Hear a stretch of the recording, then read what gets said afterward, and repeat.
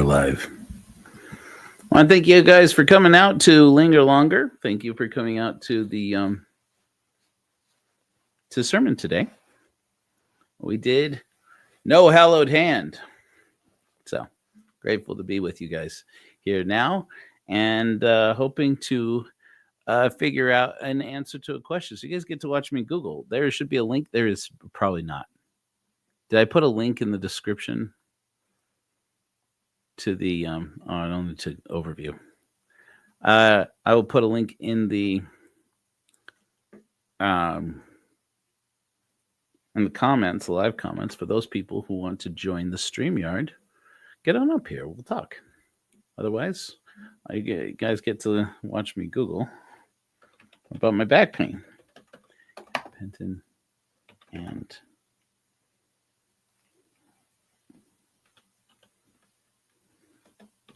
I don't know if gabapentin qualifies as a is it a what do you call it?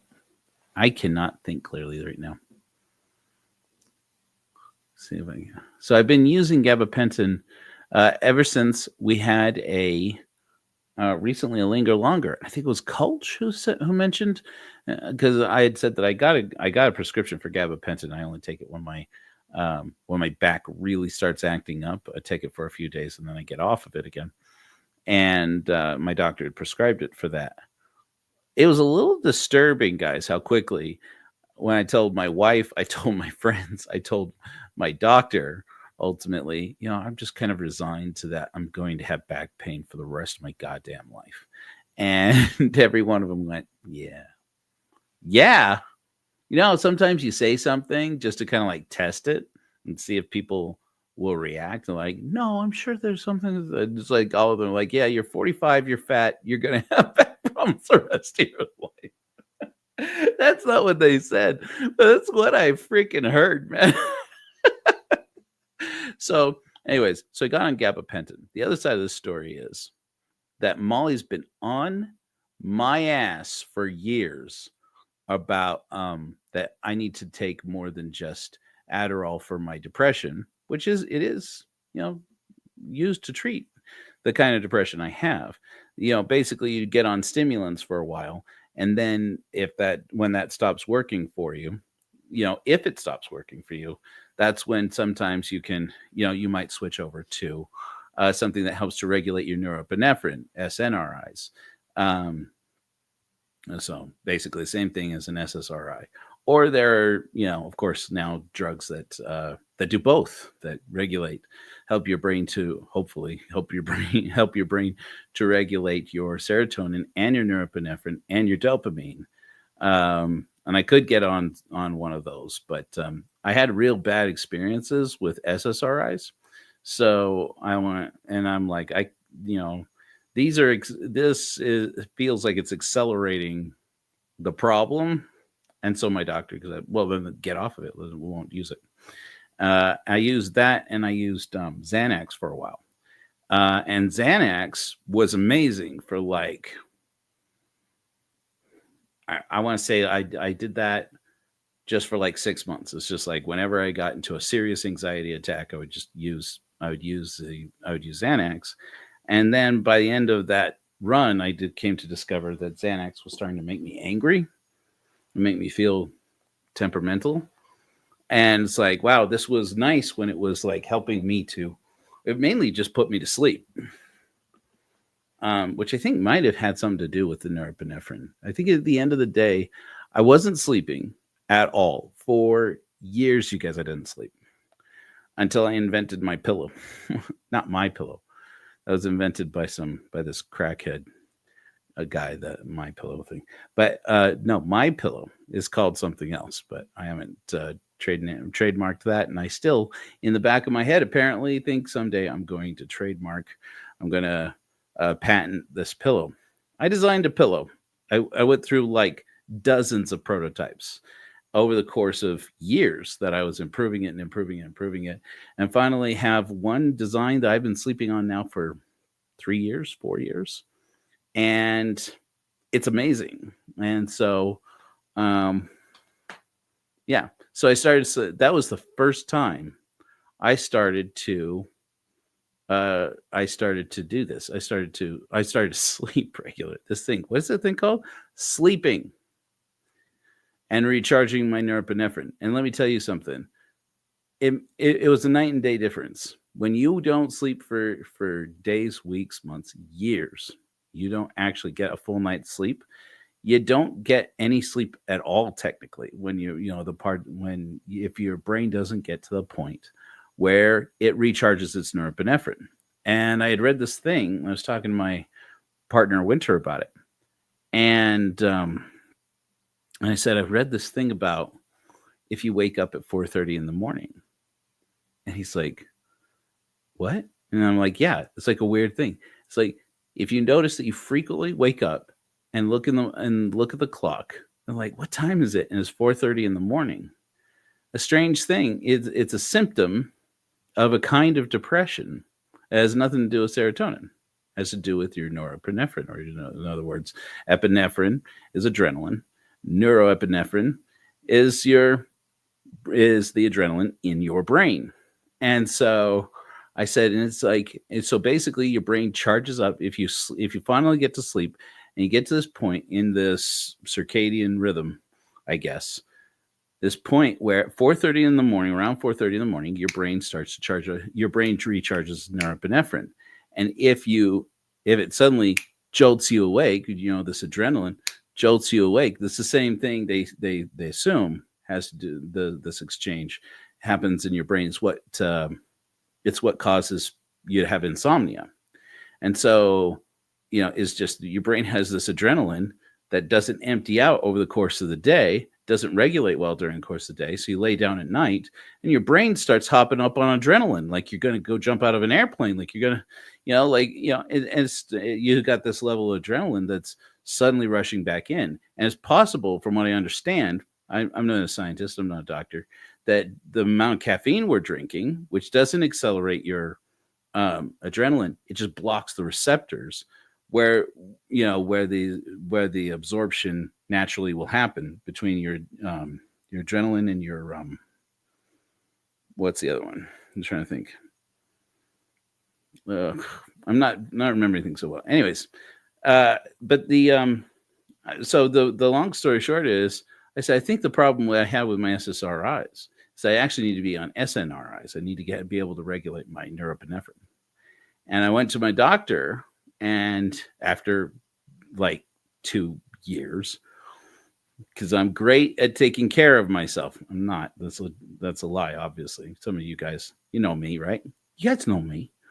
It's that I started to actually take care of myself a little bit. I went to my doctor. I'm like, okay, so I have depression. I started giving him the symptoms, and he goes, wow, how long have you been living like that? I said, that's been all my life. He's like, wow. And you made it to, how old are you now? 40. Good for you. This was years ago. He's like, so maybe we put you on Wellbutrin, which is the most common SNRI. And I was like, yeah, I was thinking probably. And I said, unless, and he's like, unless you want to try Adderall. And I'm like, I said, here's the thing. I frequently find that I don't focus well. I know that's what you say. You want to get some, Adderall. You know what I'm saying? And I'm like, I get that. But the fact of the matter is, I really do have a lot of problems with that. And I'm a little bit concerned from what I've heard about like going on Wellbutrin and stuff like this, that I might not, it might regulate better and feel better, but it's not going to do anything for this focus issue. And he's like, yeah, that's the idea. He said, so basically you start on the one. If it helps and you don't become, meth fiend, then we put you on the other one. He's like, if it doesn't help at all, then we put you on the other one. If it's still not helping, then we try something that balances between all of them. It's basically, what I call that, duloxetine or whatever. And so he's like, All right. So is that the way you want to try it? I'm like, I will try it. I'm like, how easy is it to come off of Adderall? He said, that's the best thing about it. It's hard to quit, but fast. And the longer you do it, the harder it is to quit because I said, that's cool. I said, here's the deal. At that, it wasn't. I was like 42. It was 42, 43. It was a couple years ago. And I said, you know what? I'm in my 40s now. And as it is, I'm not going to make it long anyway. And he's like, yeah, that's a fair risk. It's interesting having conversations with a doctor, having conversations with anybody when you're over the hill. This is like, again, just like the back pain thing. Anybody you talk to, you tell them, look, I'm just resolved to that. This is probably me for the rest of my life. I went up and grabbed I held my dog, not my dog's Molly's dog. And I don't even like that dog, which is why it irritates me. I fucking love this dog now. Guys, I love to make wisecracks to Molly about it. And I say, that dog, if that dog does that to the carpet one more time, I tell you this right now, it's a plastic bag and an overpass. So that's just going to happen right now. And every time Elijah, my son Elijah, don't say that. I'm just saying. And so now, but this dog, he would keep biting me. And I was the only one he was biting, I thought, for a while. And then I saw him trying to bite Jojo. And I went, And so we started doing hunter time, I call it. The time I was doing a lot of research into indigenous cultures. And I learned about this tradition of the first festival or the first hunt that they do in Ojibwe culture. I talked to Anton Troyer about in our interview. And this value of, spending time alone and where your survival is dependent upon only yourself, and that, you're learning to practice resilience. And I'm like, dude, that's just like Schopenhauer. Remember I talked a couple of weeks ago about, Schopenhauer talks about in his work about how humans have stopped, whether we ever had it or not, we must have at some point been more resilient, not just because times were hard and, hard times make hard men or whatever, but because we knew how to spend time alone. And as we started to accumulate in cities and spend all this time together and rely on each other, and that's great, the social contract, etc. The problem is that everything is all this connection is so readily available that we have stopped learning as people how to be alone and how to enjoy our own company. And so I said, this is the thing. This is true even for this freaking dog. This dog has to learn how to be alone. This dog has to be held like 24 hours a day. Oh, please hold me. Oh, yeah. And that's why Molly loves him. She loves Molly's the same way. My wife is the same way. If Molly could have a person just with their hand on her all the time, she'd totally go for it. Yes, please touch me. Everybody get a hand over here. Everybody touch me. 24 hours a day. I am 100% the opposite. I'm 180 degrees from there. It's like, do you need to be touching me right now? When I want intimacy, I will come to you and say, excuse me, commence intimacy. You will touch the body. Because I am an alien boy robot. I am not like you. I mask as a human, but I am an alien boy robot, and and it's a little bit aggravating for other people because it's like, hello, how's it going? Fine. You emerged from whatever the dark hole you go into there, Joe. Yeah, it's I've decided I need words of encouragement. You will commence. Oh, okay. Joe, you are. Mm-hmm, mm-hmm, mm-hmm. You can stop. You can stop now. Thank you. Would you like a transaction of affection? There. You are, you are good girl. You are a good girl. Uh, would you like a sugary reward? You have a sugary reward. Well, you are a good girl anyway. Good girl, good girl. Um, have I have I completed this? Okay, good. And it's unfortunately just a little bit of the way my brain works. And it just is, I know it's irritating. It's if you guys think it's not, I tell my partners all the time. I'm like, if you think it's irritating to you, imagine what's like being inside here. Good God, I'm constantly being punished for this. I have this partner that I see off and on, and I say off and on. We like haven't gone out in like 3 years, 2 or 3 years.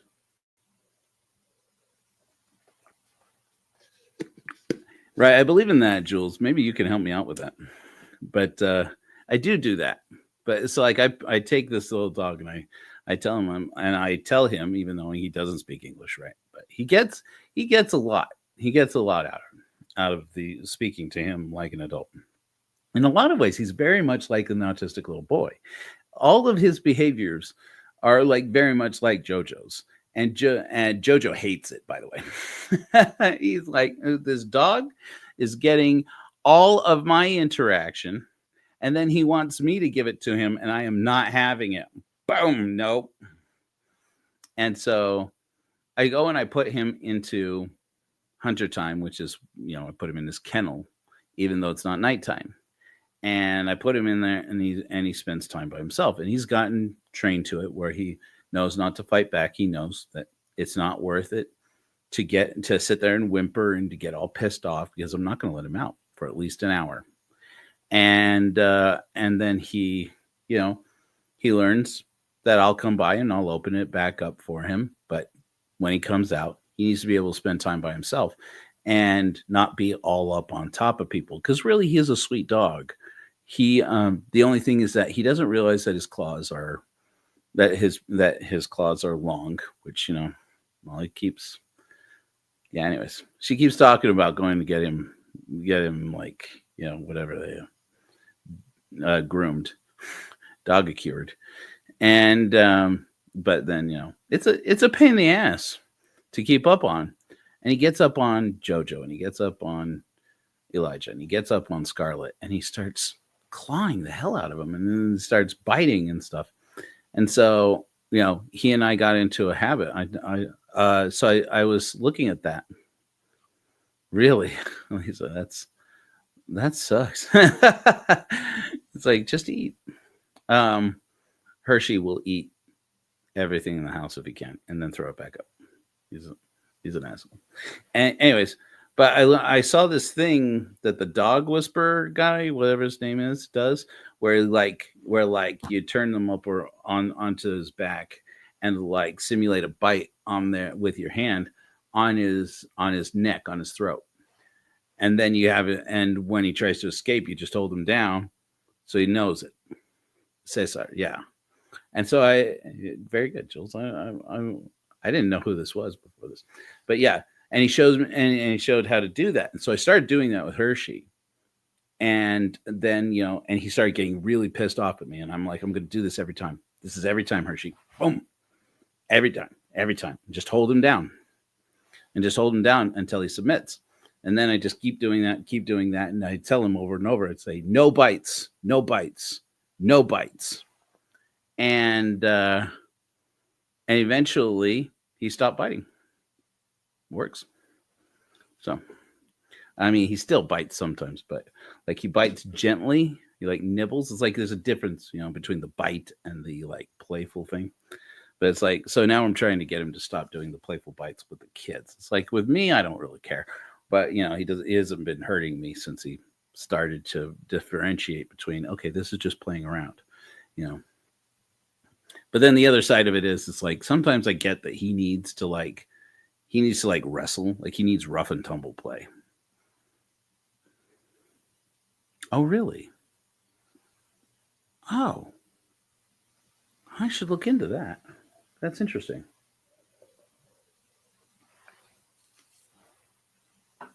Cool. So, yeah, it's interesting how this dog has caused me to reflect on my own brain and neurodivergence. It's starting to shape a little bit the way I do my sermons. I don't know if you got. I don't know how people felt during sermon today about the first overview. Um, I meant what I said when I said, I recognize that it's not perfect, but we're not trying to be perfect right now. Right now, we're just trying to get it started and experiment with it. Some of my main concerns are that maybe that's a little bit too long. The one that's recorded by the AI, the Carla. Um, I had another one that was with a different voice. I may post that one too, but I edited the script in between them because it was too long. It was like 12 minutes long. The first one, it was like 11 minutes long, and this one now is just under 10 minutes. So I cut out about a minute of content that I was like, okay, this is too much, and then I recorded it with my own voice. Which, by the way, I'm going to publish that right now. Is the goal.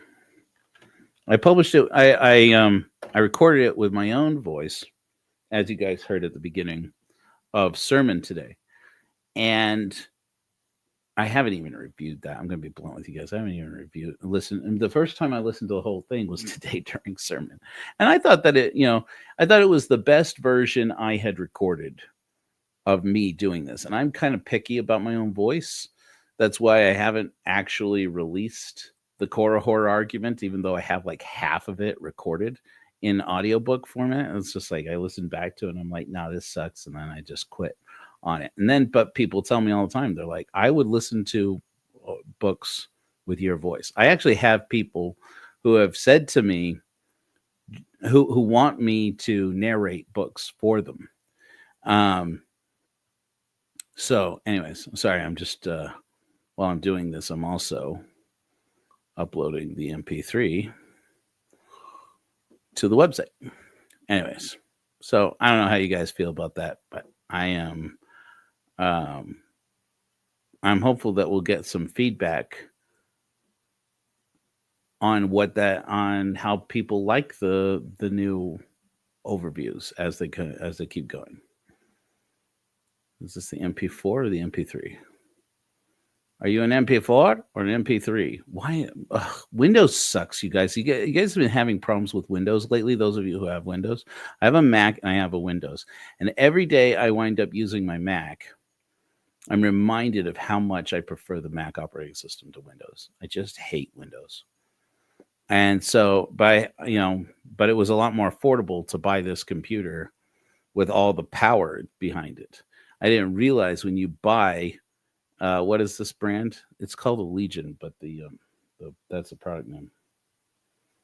I'm not thinking of names very well lately.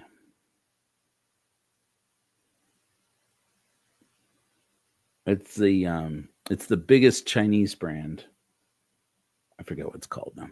Um, anyways, the it has like 128 gigs of RAM or something, and it had two hard drives, a solid state drive and an old school hard drive, and it's got and it had the fastest processor at the time. It was all for it's on sale for like $2,400 or something like that, and I'm like, and I needed a computer that could do video editing, so I got it.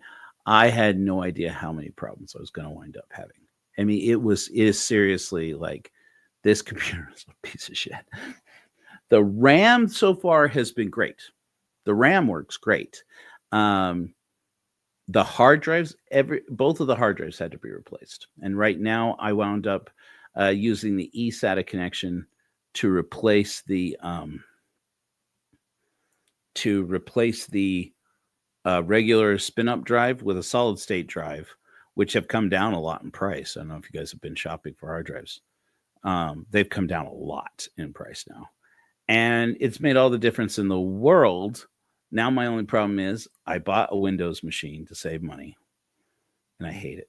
I hate it every. I hate it every day.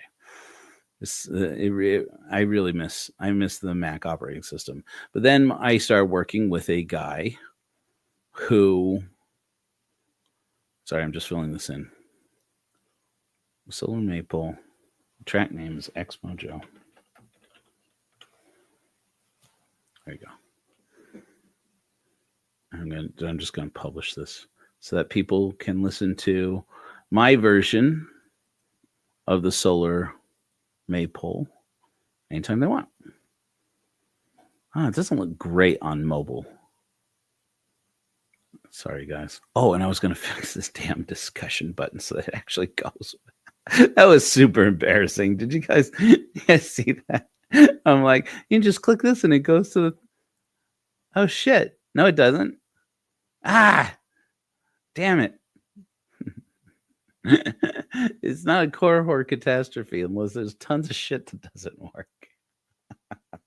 It's supposed to. Here we go.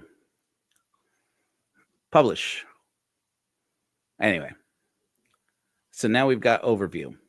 I said we were going to do it. Now we're doing it. I like the design of the page too. I found this really good image of where you can see. I think it's one of the modules of the International Space Station. With the curvature of the Earth behind it, and so now people will be able to experience overview, and I'm pretty excited about this. I'm more excited about as we get more discussion and more people talking about it, finding out what people don't like about it or what people wish that there was. Curious if anybody out there, I'm going to switch back over here now. If people, catastrophe, choreography, choreography. I'm curious if what do people think about the music thing? So we talked about the 432 megahertz. Megahertz? 432 hertz music. There's a way that we can generate with Suno in that same vein. Maybe I'll pull it up here.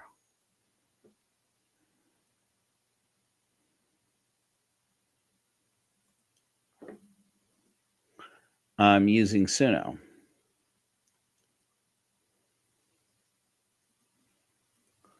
Let me see if I can do this without screwing everything up.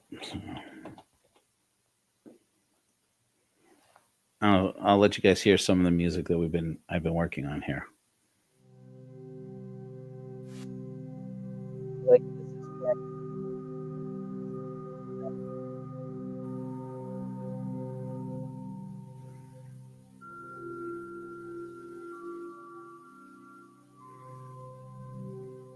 It's got kind of like a Star Trek kind of sound to it. It sounds like the opening of the TNG intro, the TNG opener. Space, the final frontier. These are the voyages of the Starship Enterprise.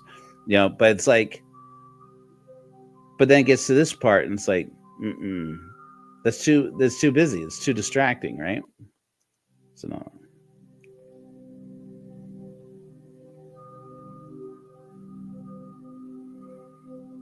So that's why I haven't made any with music on it. These are some of the other options. Again, even if I bring the volume down really low and in the background, distracting. So I don't know. We're going to have to figure something else out.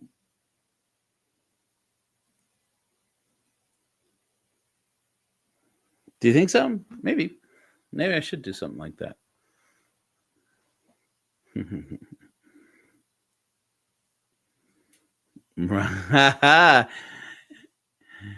Jules, did I know that you're a Star Wars person? How many people here are Star Wars people? I love that. It was kind of like that, the music of the opera at the opera house. That's one of the coolest scenes. I will say this, there was a lot to hate about Revenge of the Sith, but it doesn't compare to how much there is to love about it. I really do love that movie. Oh man, we're in trouble. Yeah, see, I'm both. I'm a Trekkie and a Star Wars fanboy. I was kind of embarrassed of how much I loved Star Trek when I was like a teenager, because that was definitely uncool. You could be cool and love Star Wars. You couldn't be cool. Oh yeah. And the lightsaber duel is like I remember seeing that and thinking this is as good as I ever dreamed it would be. You know, cuz like I remember being a teenager in the 90s and telling people, you know how Darth Vader got like that. Darth Vader didn't have the suit all his life. He was a powerful Jedi, and he had this big lightsaber duel on this planet, this like lava planet, this like planet with like all this volcanic activity, and uh Obi-Wan left him to die on this planet.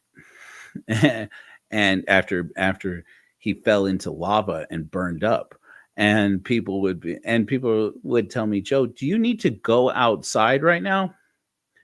I'm like, why? Like, you have turned pale. You are a pale Mexican boy sitting there just curled up under your blanket reading Star Wars novels all day. I haven't finished this one. You saw Star Wars in 1977. Jules, I wasn't alive in 1977. Thank you for making me feel young. Um, yeah, I actually didn't like Star Wars in the 80s. I didn't like Star Wars until I read the books in 1990. And that's when I fell in love with it. Or no, 1992. I got the books when I was 12 years old. My dad's business partner gave me this book called Heir to the Empire. And I now realize, looking back, they did it to get me to shut up and leave the room. Because I used to go and hang out and watch my dad do his business presentations, and it was apparently making people uncomfortable. So he's like, "Hey Joe, why don't you?" He's like, "I picked up this book, and I can't tell if it's any good. Maybe you would like it." And I read this book, Heir to the Empire, and I didn't come out of the room for the next like several hours. And he's like, I have the rest of this. I have the rest of that trilogy. You can borrow all three of them. And I sure did. And I read all of them and realized I loved Star Wars reading the books, the Timothy Zahn books. And so that's the Heir to the Empire trilogy. That has now been replaced with the Disney trilogy. And I threw a lot of shade about the J.J. Abrams trilogy. But at the same time, it doesn't suck. It really isn't that bad.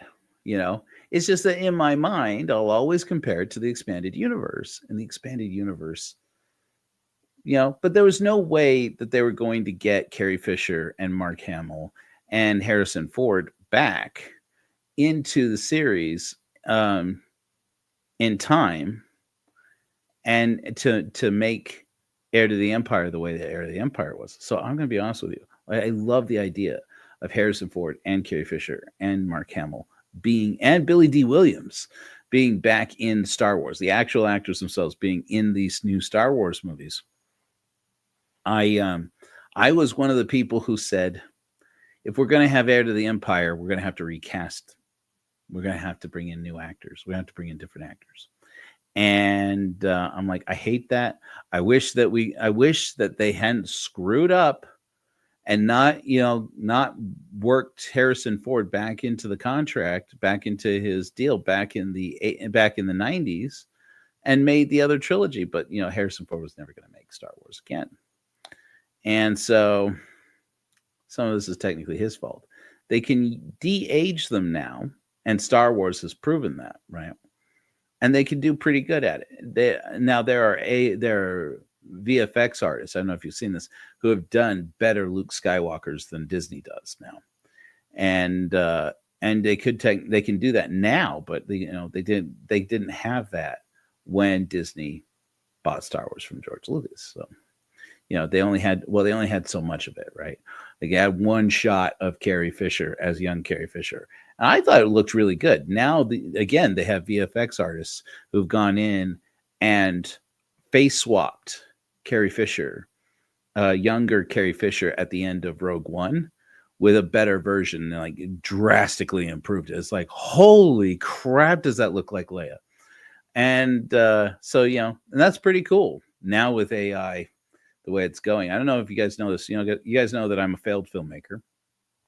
I love to tell people that, because I had to learn to love it so I didn't get depressed every time I thought about it, because it's true. I'm a failed filmmaker.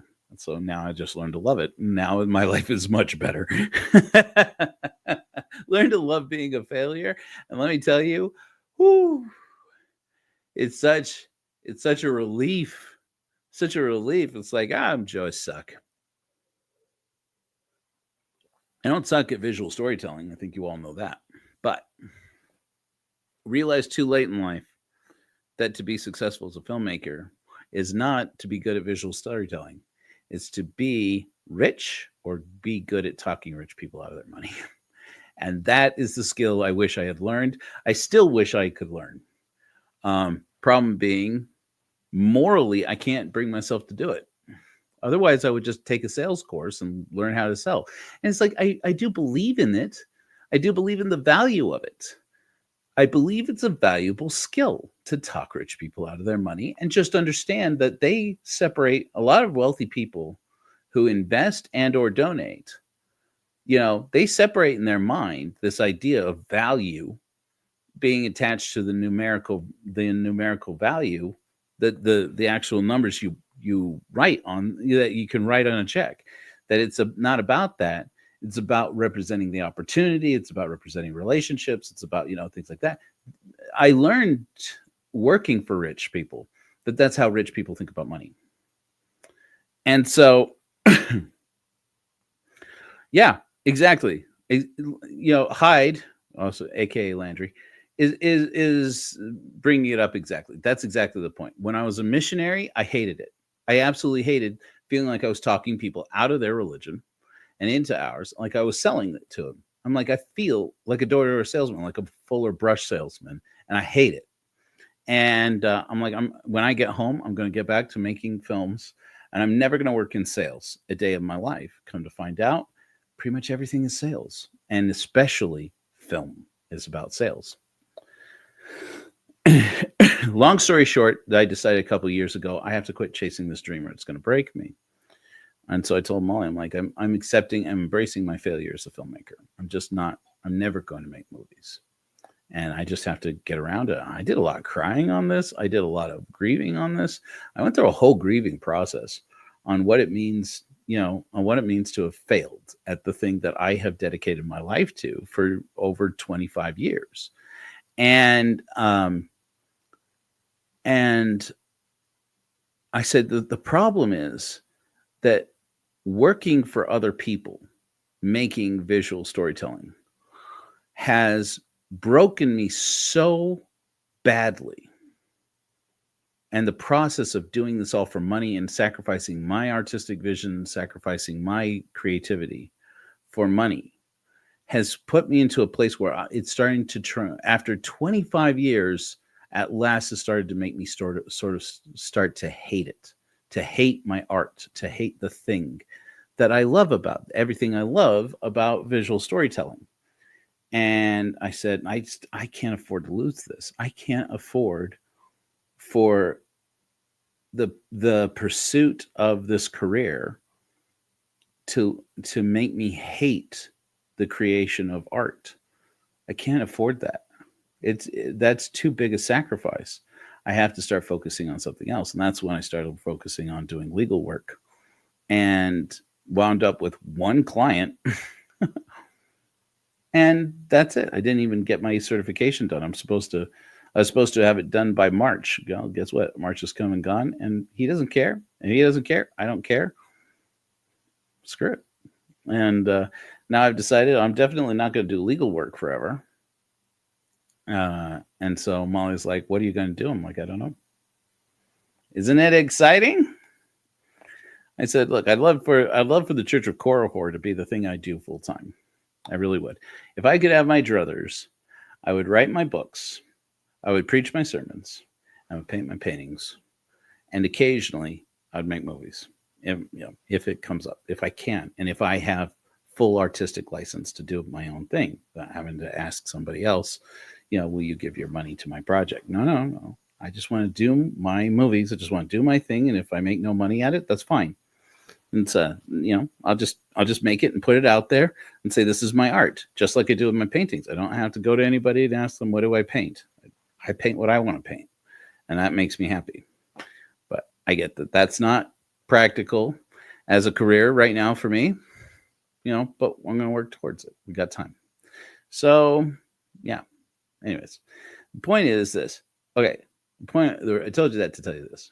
About 12 years ago, was it 2025, 2013? 12 years ago. After I was excommunicated from the Mormon Church, you guys remember that, right?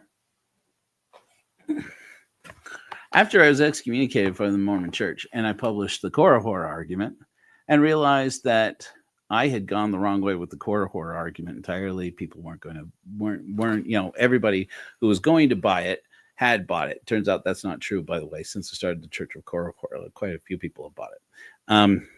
Bought the paperback version, and that's when I started to realize, oh, you know what? Maybe the problem here just is a format. Hey, how's it going? And I'm like, maybe I really do need to finally come out with the audiobook version of the Korihor argument, because there are a lot of people who are interested in it. I started to look at what could I do differently? What could I do that could combine visual storytelling, my love for filmmaking, with my passion for the story about why Mormonism isn't true. I kind of fell out of love with the project over the course of the next decade, but I started working on this story. That I said, I'm either going to write a novel. I said, I'm going to write a series of books. I'm going to write a series of novels. I'd never published a novel before. I'd only published a memoir. And, but I'm pretty good. I've started a lot of novels. Let's say it that way. I'm like, I can write a good novel. So I'm going to write a series of books and use the royalties from that to make the foundation for bringing on investors and making a television series. Because you have these television stories about Mormonism. You have what's this new one, American Primeval. I haven't even watched it yet. You have, Big Love, and you have, all the ones, and then all the reality TV shows, Sister Wives, and all that crap.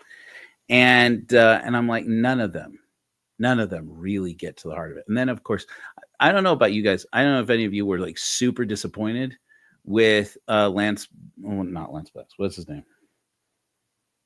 What's the guy's name who made Under the Banner of Heaven?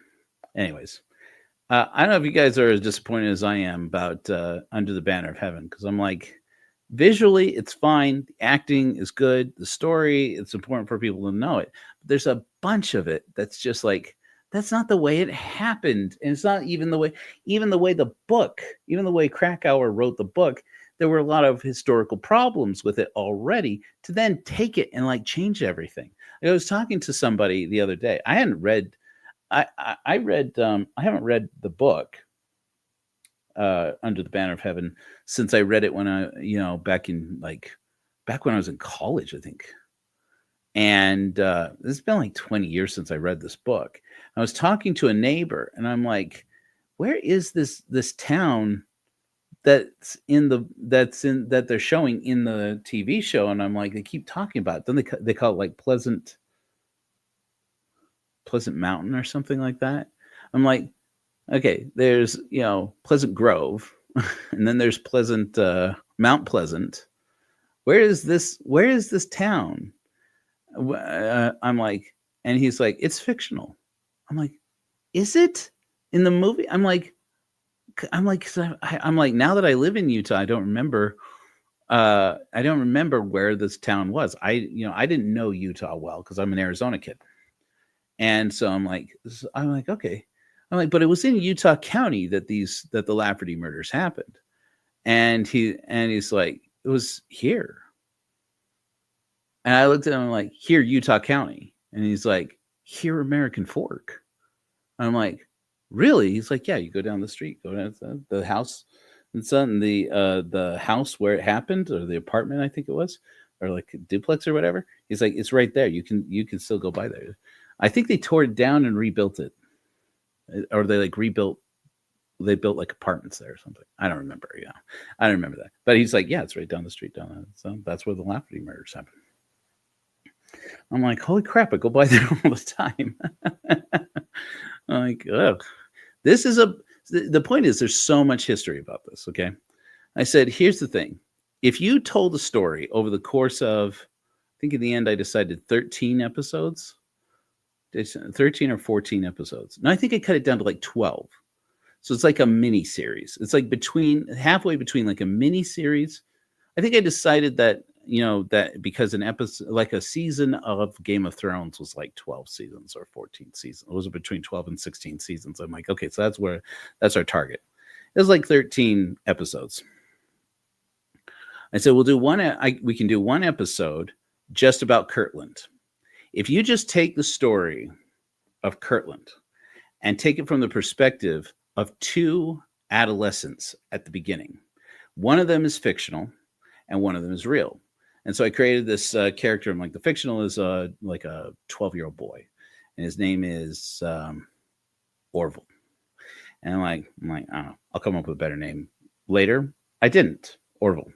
I'm going to call him Orville. He's like a blacksmith's apprentice, and he is, he winds up getting, he comes from this abusive household and this bad story, this bad background, and he has all these major tragedies, and he has this like major tragedy.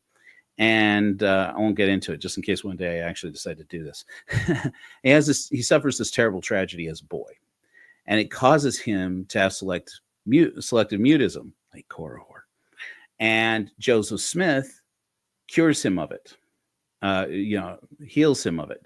And it turns out that and that makes sense. I'm like, because that would make sense. It's like you could see that that's the kind of miracle that would happen. Oh boy, boy saw this terrible thing when he was a child. He hasn't spoken since. And then, a faith-based miracle could feasibly, miraculously cure somebody with that. And I'm like, that's cool. Then we can, use that. Because Joseph Smith did things like that, with, wasn't it Joseph Knight Jr.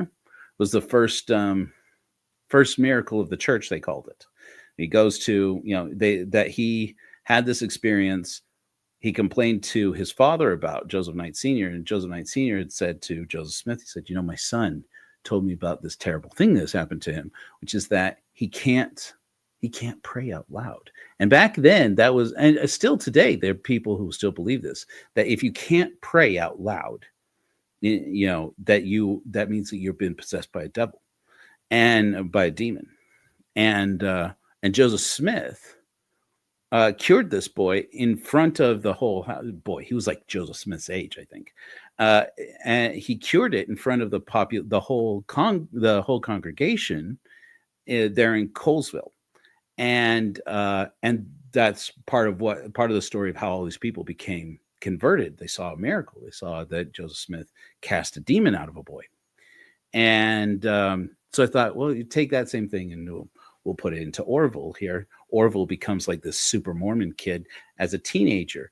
Because I love that idea is that like as basically the main characters of the story grow into adulthood as the church grows into adulthood between 1830 and 1838 when everybody abandons and goes to Missouri. I said, and then we'll make a second season, which will be like a separate miniseries that's just the 1838 Mormon War. That's, a lot more condensed period of time, but so much happens in 1830, between 1837 and 1839. And it's like you do the 1838 Mormon War all the way up to the relocation into Nauvoo. And we'll call that one. I bounce back and forth.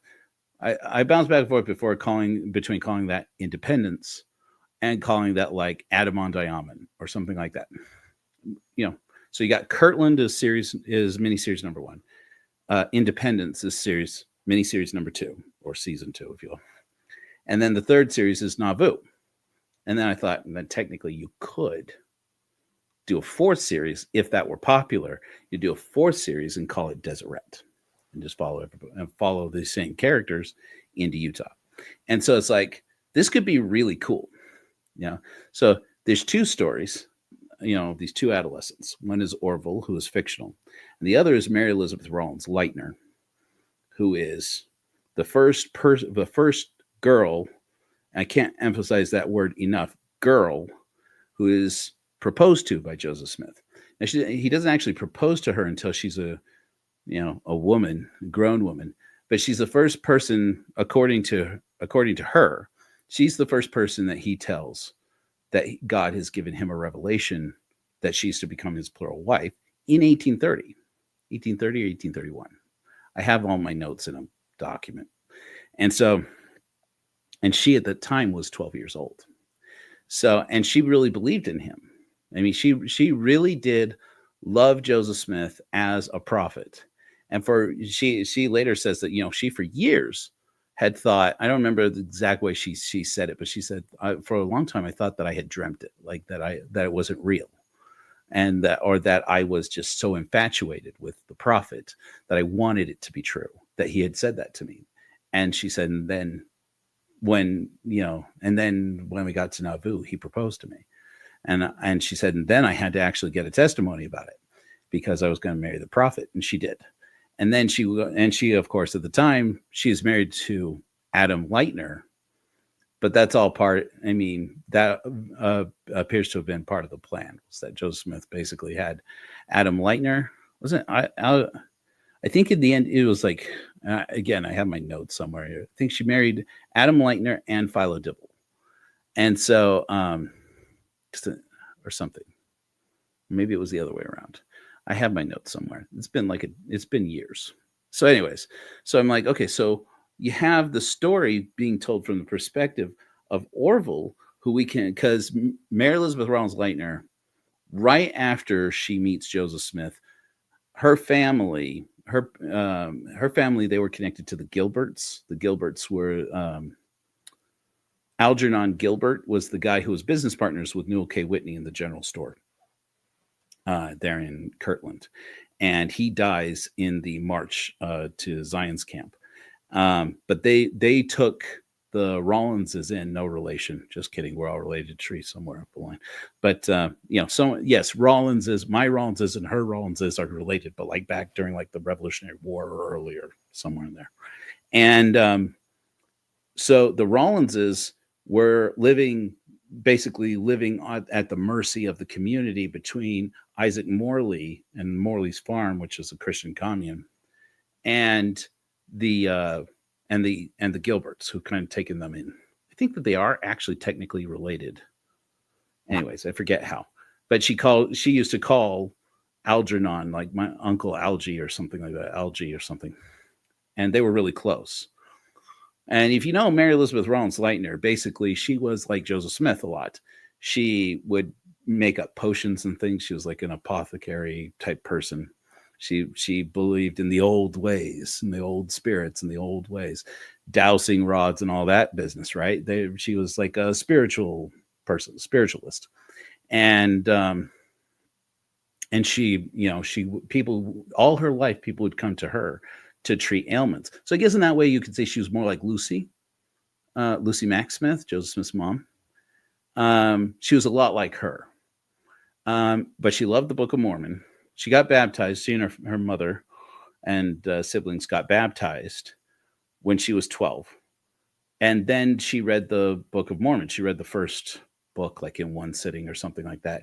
And Isaac Morley, who had lent her the book, was like Captain Morley, they called him back then, because he was a captain in the war in the U.S. Army in the War of 1812.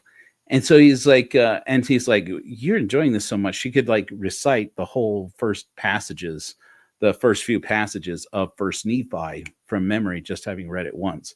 And he was so impressed. He was like, you keep this, this is for you. And then then Joseph Smith finally came to Kirtland because they had been baptized by Parley Pratt, I want to say. Parley Pratt, Oliver Cowdery, Parley Pratt. And so Joseph Smith finally comes to town, and everybody's like, you've got to meet this little girl, this 12-year-old. She memorized like the first few passages of First Nephi from the first sitting, the first war, and now she's read the entire book. And so Joseph Smith was like, absolutely, I would love to meet this remarkable young woman. And then, and they arranged for her to meet him, I believe, at Morley's farm. And because he moved in, he and Emma, when they arrived, they moved into Morley's farm at first. And if I remember that correctly, they had the twins there, and that's where the twins, passed away. Sadly, were stillborn. And so they, well, not stillborn, but they didn't last long after birth. And then they got, on the same night that they gave birth to the twins, Joseph and Julia Murdoch. I'm going to say it's John Murdoch, John and Julia Murdoch. I heard differently recently. I think that's causing me to doubt. Anyways, they had twins the same night, but Julia Murdoch passed away in childbirth. And so the babies were hungry. You go take a nap, Lisa, if you're still here.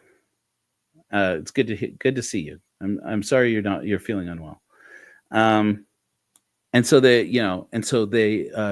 John, I'm pretty sure it's John Murdoch. I could look it up, but you guys don't care. He brings these infants the night they're born to the Smiths and tells them, I've already got 3 kids to raise, and now I don't have a wife to raise them with, and I have to go grieve, and I have to help these children grieve. I have to carry on with my life.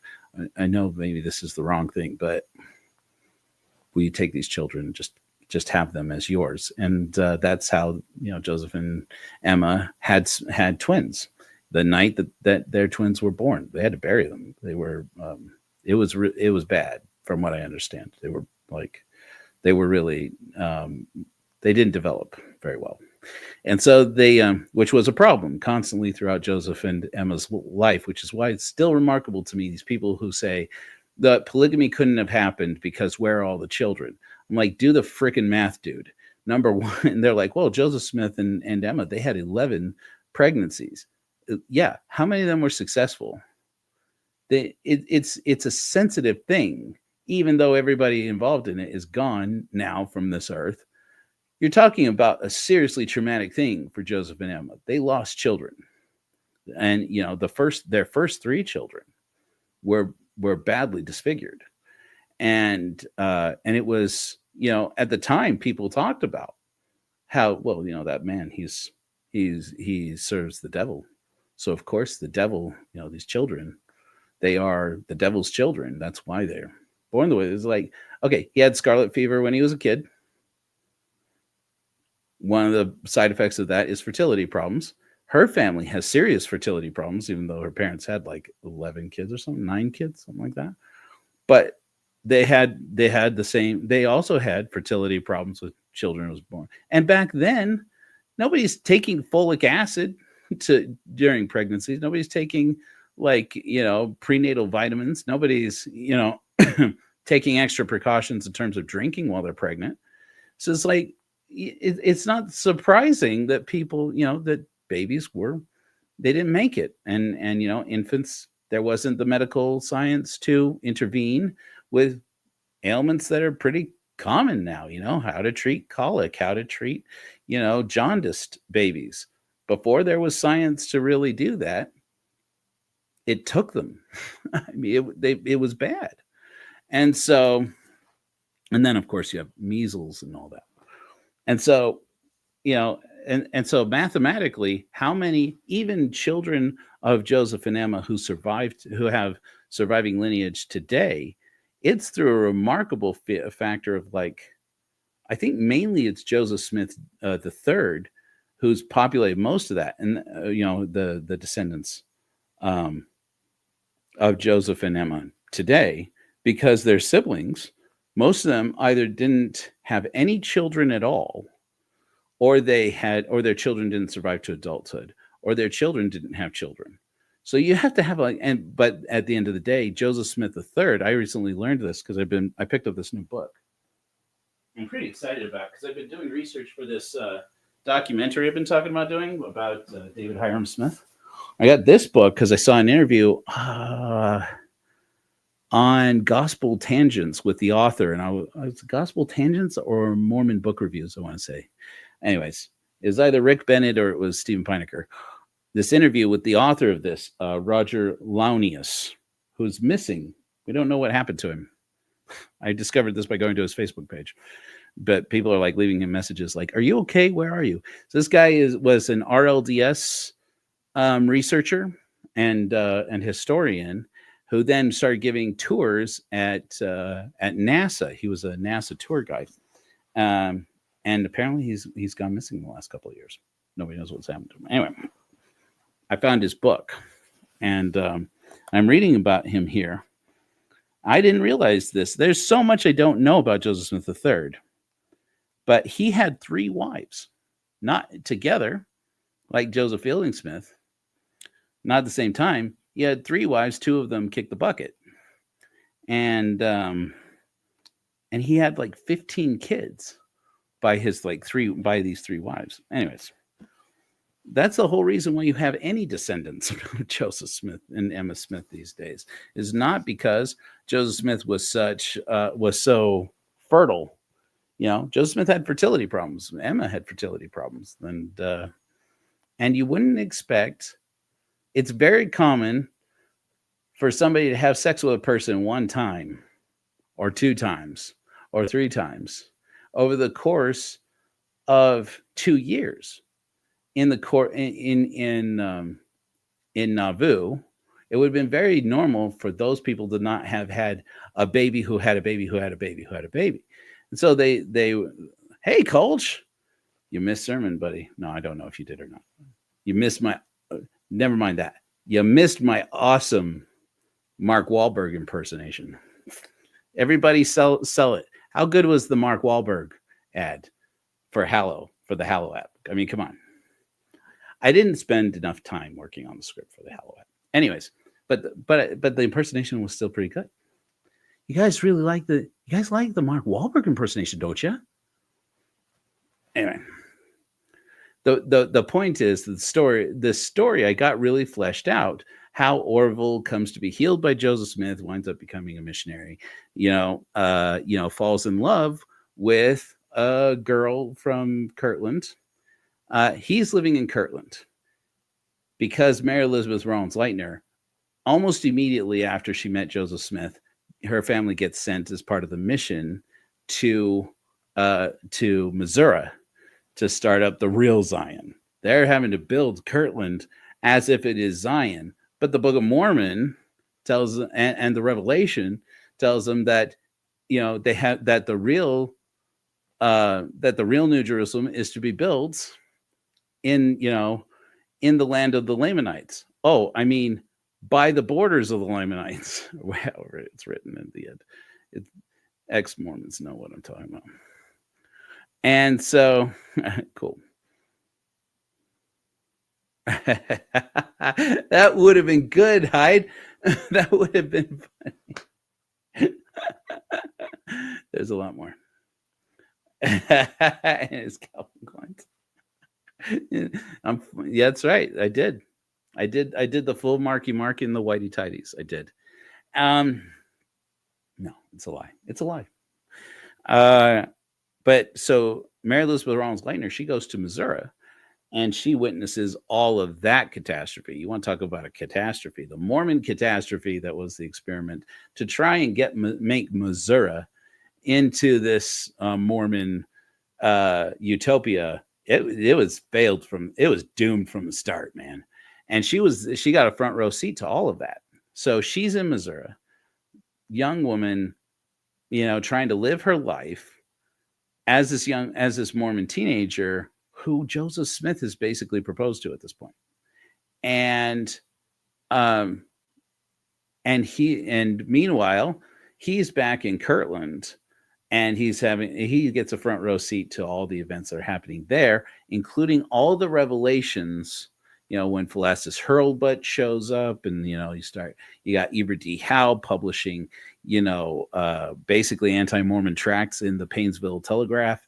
And so, all of this information starts coming out about the Conneville Creek people, or the Conneaut Creek people, remember claiming in affidavits that they remember the words, these terms from the Book of Mormon in Solomon Spaulding's manuscript lost, and so, or manuscript found, I guess, it's both. And, so all of that starts to come in, all the stories about Joseph Smith and the origins of the New York origins of Mormonism start coming to light over the course of these 8 years. And they see it in Missouri. If you're reading the history, it comes up in Missouri and it comes up in Ohio. And so you have a character in each one, growing up into adulthood. And as they grow up, Mormonism grows up with them. So now I've told you this whole story. What's the point? Not the whole story. Believe you me, there's a lot that I cut out. It was 10 years I was working on this.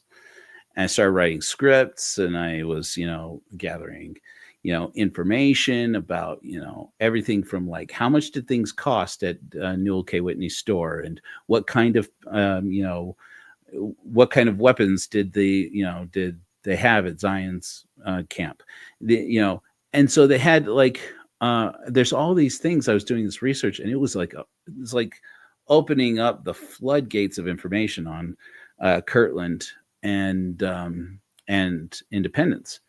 And so I was like doing all this research and writing up this story, writing up my notes on the story as much as I could. And I realized this is going to get so expensive. There's no way I'm ever going to raise the money to do it. And so again, just a couple of years ago, I had said, as I had said to Molly, I'm going to stop. I got to stop pretending like I'm going to become a filmmaker one day. And she tried to be encouraging, but she also had seen, the course of now 20 years being married to me, how this failed dream had really broken me. And, she was like, I fell in love with this boy who had this head full of dreams and was an artist, and he had such beautiful storytelling skills and things. And she's like, and it just breaks my heart to see you like this. You're always depressed, and because of the failure of this. And she's like, if you can be happier, yeah, that would be great. If John Huntsman and or James Huntsman, right? Yeah, that'd be great. Hey, if there are any billionaires out there who want to invest in this series, please do. But I'm going forward as if it's not going to happen. But anyways, I gave up on that dream as part of the giving up on the filmmaking dream. So give up on it, and I feel much better. I mean, after letting go of my dream, I felt every day better and better as the grieving process came along. And that's when I was sitting there I was watching these tutorials about how they use visual effects for Star Wars, which is how we got on this tangent. And I said, with the technology, the face swap technology that they have now, you could almost use CGI or animation to create the characters in a story like Kirtland and tell the story however you want with just the voices. Just get some voice actors to come in and read the voices. And then you take the voices, and they have technology they were developing. It was really brand new that will, lip sync automatically your characters' voices to these characters. Then all you have to do is you would have to animate the scenes and the shots, which would be difficult, but it would be plausible to do without having to build sets, without having to cast, A-list actors or B-list actors or anything like that, without having the cost of, all the production team that you would need to work the business deals to get it on a network somewhere or whatever, get the distribution handled. You cut all that out. You've cut out like 90% of the cost. And it's like, you could almost make this whole thing using artificial intelligence. This is in 2022, 2023. And a lot of this was still in its infancy, the AI filmmaking thing. It's like, yeah, you can create artificial intelligence, with Midjourney and stuff like that. You could create AI. You could use AI to make images that looked photorealistic. That was how far it had gone. And you can use some of these tools to use AI to animate it into basic animations. And so I got into it. I'm like, I'm gonna start an account. So I got an account on Midjourney. Hated that. I got, because I had to use Discord. By the way, I'm possibly gonna have to come around on Discord because we were talking about doing online community after leaving Mormonism meetings. I think we're gonna call them something else though, because I don't want to steal their thing. But we're gonna we're thinking about having meetings, and one of the people who's being really passionate about what we're doing here, you know has been talking about running it for us on Discord. And I'm like, I wish I wasn't so intimidated by Discord. I've tried it like 2 or 3 times, and I'm like, I just kind of hate this thing. But I apparently have to come around on it because apparently a lot of people use it. So I've been thinking about one. So I'm thinking about having somebody else just like take over like a Discord project. And I don't know if it'll be this guy or somebody else. I don't know if he's out there with us right now. You know who you are. We've been talking by email. So it's possible we're going to have a Discord server here soon. I don't know. Somebody else has to manage it because frankly, it terrifies me. I don't know. I don't understand how to use this stuff. So I'm grateful for the help. Anybody who can help. Yeah, I don't like it, but there's a lot of people who do. If I could have my druthers, we would just use StreamYard and have meetings and do these meetings. Community after leaving Mormonism, I didn't even know about it really when I left the church, and well, when I stopped practice, I don't think it even existed, and it wouldn't matter if it did because I wasn't even in Utah when that happened. Here in Utah, the Utah Valley Post Mormons have these meetings where everybody comes in and they get time. We talked about this last week. I don't really spend any time on it, but anyways, so I got into AI filmmaking. Using Midjourney and all this business, and I hated it. And I was like, okay, so I mean, this isn't for me. And I'm like, this was a pleasant dream, but I gotta quit on it. Then I saw this thing, this YouTube video tutorial on how to use Leonardo AI. As you guys know now, here that we are in the future. What time is it? We've been doing this for an hour. That's amazing. Here we are in the future, and we know that. I've been using Leonardo AI and Adobe like a champ. I mean, I've been doing these, all of our thumbnails are all done using Leonardo AI and Adobe using Photoshop. Now, luckily, I'm a whiz with Photoshop. So I started, about a year ago, I started playing around with how would you draw an AI version of Emma Smith. And so, using Leonardo AI, and I got some pretty good ones. I got some pretty good things here.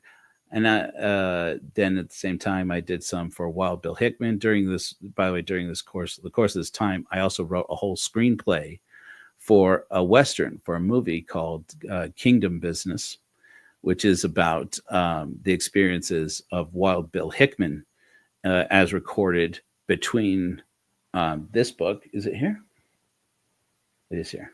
Between this book, written by his granddaughter, Wild Bill Hickman and the Mormon Frontier, and where she did research to validate, to show actually, as a faithful believing Mormon, his granddaughter discovered that, while he had talked down all his whole life about how his book, Brigham's Destroying Angel, was all lies from the boar hunt on. The boar hunt is the first story that he tells in his book, in Brigham's Destroying Angel. She goes back over the evidence, finds that the church has basically purged all of the documents about this guy. The Mormon church in their archives, they've written him out of the books, basically. And so she went to, as I understand it, she went to Sandra and Gerald Tanner. I haven't confirmed that yet, but my understanding is that she went to Sandra and Gerald Tanner, which I have since learned from Tim Rathbone, because he and I started to get our friends on Facebook.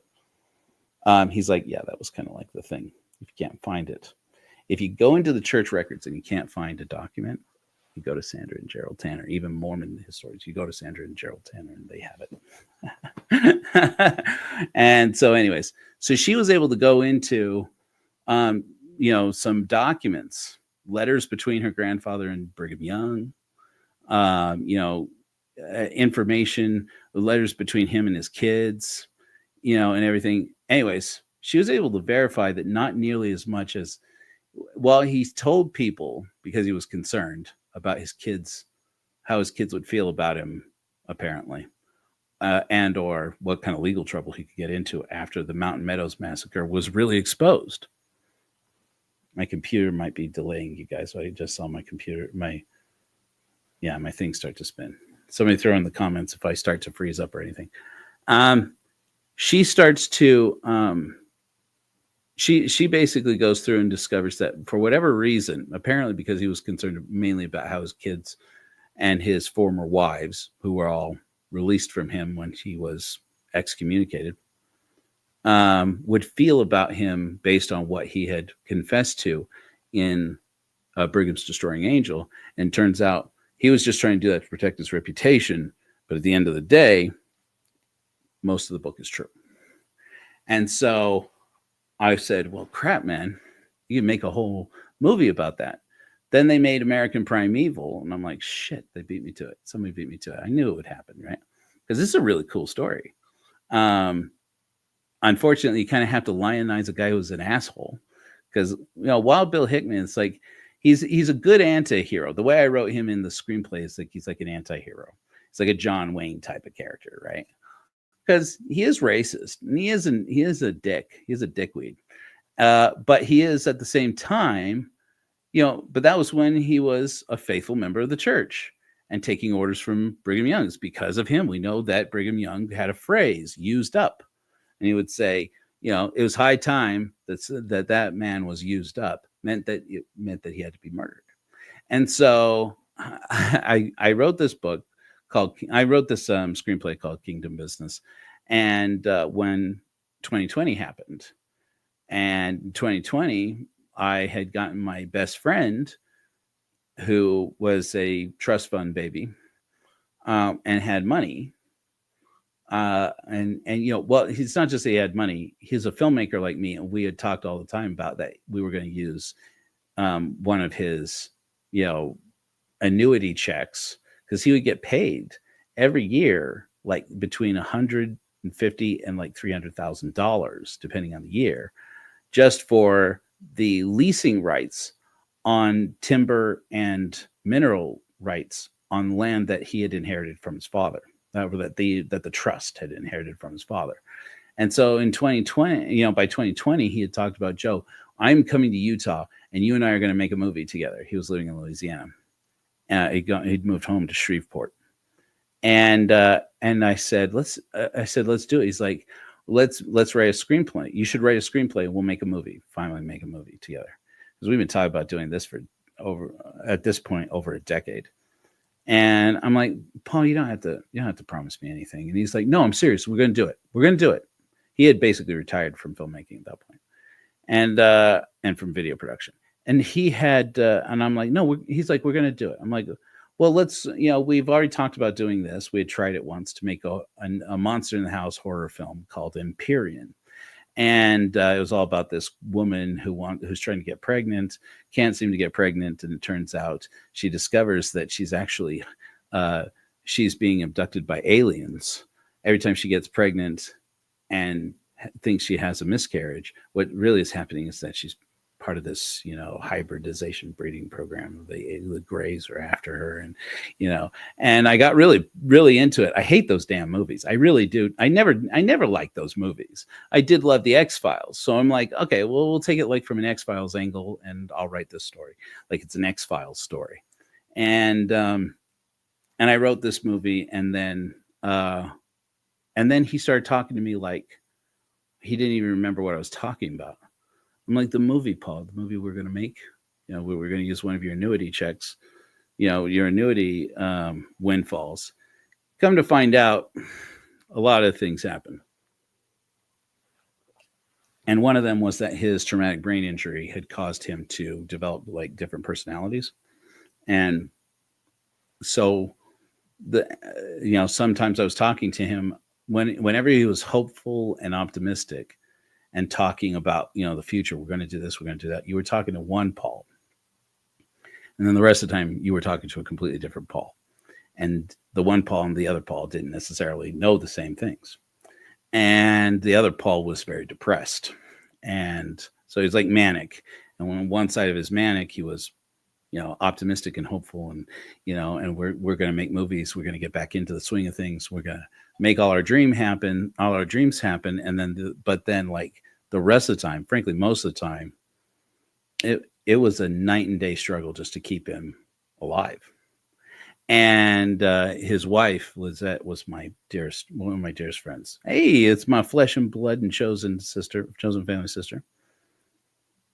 Hey, I hate that you work on Sundays, and I don't mean to say that like a Mormon, but I would love to have Nikki here with us more often, because I just love this person. We got to talk about what Nikki and I have been talking about recently about the church. Anyway, so Paul, you got different versions of Paul, and depending on the day, depending on the hour of the day, frankly, and he would fluctuate. And then in 2020, he finally said, he seemed like he was starting to come around again. And his biggest fear at that point, the times when he would get really bad was when he would start thinking about the big P, and he was terrified of getting sick in 2020.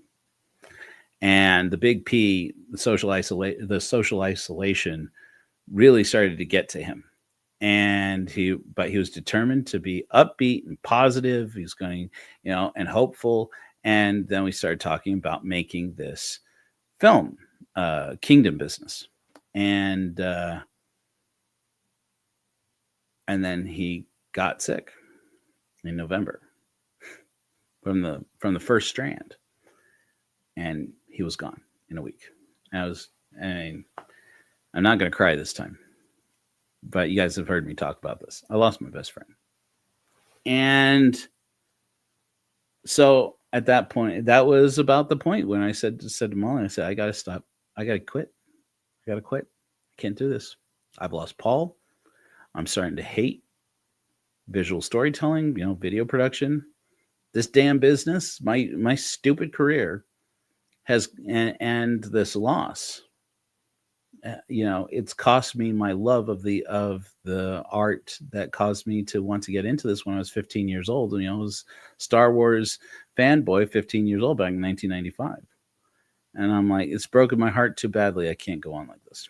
So I quit. I'm like, I got to quit this business, or I got to quit living. She's like, then quit the business. If it comes down to that, you got to quit the business. So I did. And so now I work, in video production for one client, then I do the legal work for another client. And that's what I've been doing since. That legal client, by the way, was Paul's brother-in-law, Lizette's brother. And still, and I love him dearly. He's taking care of me. He's taking care of my family. And so, so that's when I gave up on Kirtland. And then I started looking into this AI stuff. I know I've been all over the place, you guys. Let's face it.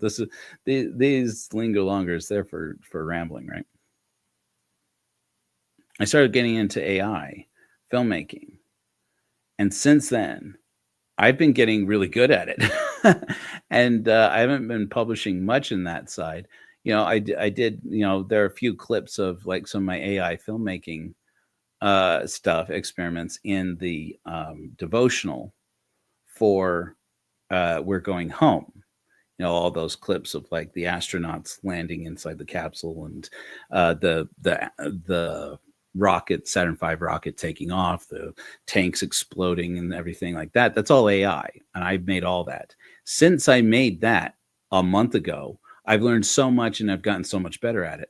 And so I'm looking at this, I'm seeing that with the advances that are happening in some of these AI tools, particularly with Runway, Kling, Luma, and even Leonardo AI, it keeps getting better and better. Midjourney, I think they're doing better, from what I understand. But now they've got these other ones, like I think it's called Hedra. Is this one that's this other one? I've been looking into I've been watching the way that all these AI filmmaking applications have been getting better, and I've been using more and more of them.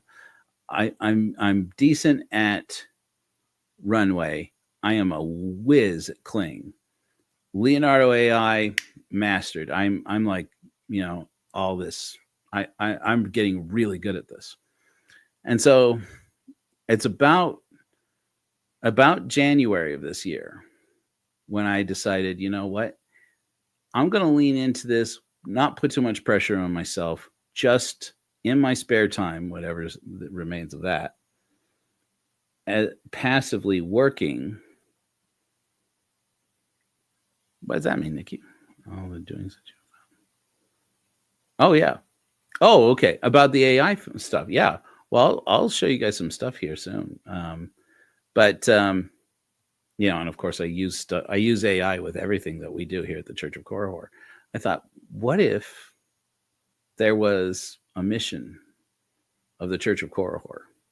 Not putting pressure on it, just putting it out there, easy flowy, easy going. What if there were a mission of the Church of Korihor that makes entertainment not completely nonprofit, and we just support it with donations, and then we just put them out there? People will watch it. I mean, I think that's been proven again and again now. American Primeval is just the most recent version of this, that people will watch this Mormon history stuff. They think it's interesting, and it is interesting. And I thought, what if I just made one episode of Kirtland? Just take the first episode of Kirtland, like a pilot, and just throw it out there and say, if you think that this whole series should be made as a series, donate to this mission of the Church of Korihor, and you'll be able to write it off on your taxes. It's a good way to keep this thing running. And then just like between me and a handful of people, because I wouldn't be able to do all of this by myself. And we can use AI to do things like voices. Like you guys heard that I was able to do a whole overview using an AI generated voice. It's okay. It's not great. It's not perfect. But now they're getting better. 11 Labs has this tool where you can record something in your voice and then find one of these models and then take one of these models, and it will match your inflection. It'll match the emotions. It'll match like the volume of it, and it will make a duplicate of your voice. It'll, you can transform your voice into somebody else. I'm like, I could technically write an episode where I play all the parts. I play the women, I play the men, I play everybody. I play God. If there's this voice of God parts, which there is in the there isn't any God voice in Kirtland, but there is in Kingdom Business. There's this moment. Kingdom Business is another one. It's like, it'd be so great to make this as a movie. Maybe I should start with that, actually. I don't know. You guys see how wishy-washy I am about this right now? It's because this isn't my passion anymore. The painting is my passion.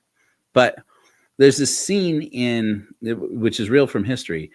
There was a shootout, like gunfight at the OK Corral style shootout at Temple Square.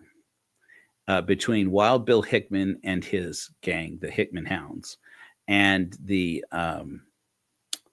Huntington gang, and they had this shootout. Now, really, it's between two shootouts: one near Temple Square at a house, at a home, and the other one near Temple Square at a hotel called Townsend's. And I'm like, we can Hollywood this much. Make that one shootout on one day. The point is that between Townsend's and this other one, they got so badly shot up that it was embarrassing to the church, and that was the point where Brigham Young decided to, after giving 10 wives to Wild Bill Hickman, and he's got all these wives and all these kids, and living out at he had a fort out in West Jordan area. And he, or like West Valley City area. And he had this fort, and he lived out there, and he had 10 wives, and he had this bunch of kids. And, and he, after the shootout, he got Norton, leave me alone. He got excommunicated and he lost everything. His wives all left him. His kids all left. His wives, some of them were married off to other men, and so it's like, and the only one who stayed by his side was his first wife, Bernetta. Bernetta, yeah, and she stayed with him till the end. But while he was, he got shot in the hip, and the bullet lodged in there and infected. And while it was infected, he he had like this several days. They tried to operate and remove the ball, and they couldn't move it. If I remember correctly, they couldn't remove it, and it festered, and it nearly got him. And so he has like these like 3 or 4 days of like constant fever dreams, and I'm like, what a great opportunity to put in. Such a tragic thing, but what a great opportunity to put in the moment where he turns against Brigham Young, which is the story of how eventually he comes to write. He comes to confessing to his crimes to the government and to expose Brigham Young and to get Brigham Young arrested for murder. And so he switches sides to working for the U.S. government. It was Hickman who was running raids against Johnston's army and all these other guys, scattering their cattle, stealing their cattle. And for the church, they were basically at war with the United States. And after, by the time that the shootout happened, Patrick Connor, the general over the new army, the army that built the army base up on the hill that is now University of Utah, that he had befriended Bill Hickman as a way of kind of like tempting him over to the other side, like, hey, don't fight against me, let's be friends. And they became friends, and they became investors, mutual investors in business ventures and things like this. So when the shootout happens, there's actually a little bit of animosity between Brigham Young and Bill Hickman. And it becomes clear to Bill Hickman, if I switch sides, I bet you that Patrick Connor will help me to get like some leniency from the government for the crimes I've committed on Brigham Young's behalf, if I will turn state's witness against him and help them get other people to turn state's witness against Brigham Young, and we can get Brigham Young put on trial for murder. And so he, and I figured, what a great opportunity, this fever dream thing, to do something really cool visually, where he has this experience where God talks to him and tells him, like, my whole flock has gone astray, and I'm like, I'll just invent like this whole other thing because everybody else is doing it. You guys saw American Primeval. I haven't seen it yet, but if you have seen, apparently they take a lot of liberties with it, which is the way it always happens. I'm like, let's stay true to the history for the most part, and then take a little bit of liberties with it, but take it in a way that seems sensible. That's like, yeah, this is reflective of the actual experience. So, and I thought, so I've been working on it for a while, going, okay, this is what the characters will look like. I have like mock-ups of like the outfits for each of the characters in the story of Kingdom Business, and I have a few little different experiments I've done with the AI with characters and scenes and things for Kirtland, but that's kind of been on the back burner. So I don't know that it'll ever become a thing, but in case anyone's curious, I have given up on my dream of becoming a filmmaker in terms of making my living by making movies. I did that to save my passion for visual storytelling, so I didn't learn to hate it. So I could turn my filmmaking into a hobby / amateur, even though if I'm amateur at anything, it's a AI filmmaking. If I could take out my camera, which I haven't taken out of a bag in 3 years. Yeah. No, I haven't taken out since the Big P. I had one project I got hired to shoot, and I hired another shooter to come out and do it. I haven't taken my camera out of the bag in like 4 years, 4 or 5 years. And if I could just take my camera out and shoot it, I would shoot it. I totally would. but I would have to literally raise for the. I figured we could make Kingdom business on the down low using completely unknown actors, and maybe like a main person, like a B list or C list actor, as Bill Hickman. I figure we could do the whole thing for like. At first, I was planning to do it for $250,000 because that's what Paul and I had talked about making it for. After Paul passed away, I said, if I were to still make this movie, and now that I'm not, now that I don't have anything, now I have nobody who's going to help me with this thing. Not that Paul was ever going to do it. I later come to find out Paul may have had a serious drug habit, and that's where the money actually was going. I knew that Paul was an addict. I don't think I knew until he passed away how bad he was at the end. I never asked Lizette directly, but gleaning from things, I think what happened was that he got addicted to opiates, and his insurance stopped paying for it when his dosage got so high, or something like that. Some kind of conflict happened where they stopped covering his opiates, and he had epilepsy. Part of the drugs he was taking were for that, but also he had this. He was doing, yeah, exactly. He was coping. He was doing the best he could, and from what I understand, all the money he was planning to spend on the movie, which I don't. Again, you didn't know which Paul you were talking to. Different hours of the day. You didn't know which Paul you were talking to, and apparently he spent it on rehab because he had to make it through. He apparently had to turn to street drugs. So, anyways, I don't know that for sure. That's the way I understand that. That's what I picked up from talking to other people. And that just makes me so sad. That just is like, I didn't care about the movie that much. It's like I never would have lost my. It's good to see you, Nikki. Love you. I'll be talking about our project here probably soon before we wrap things up here. Nikki and I have been working on a project. But he, Paul and I, now once Paul wasn't part of it anymore, Paul's not part of anything anymore.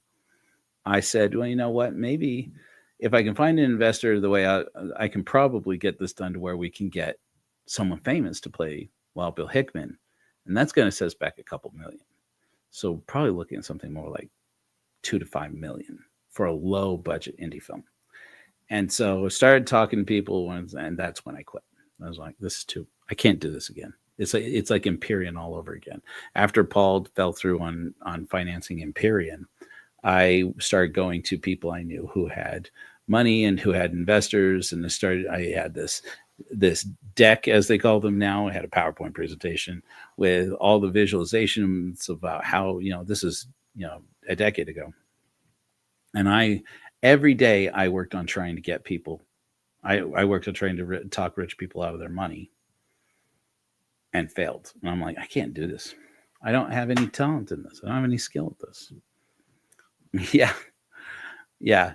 Unfortunately, Tessa Cardenellis works as a cinematographer. I don't know what kind of cinematographer he is.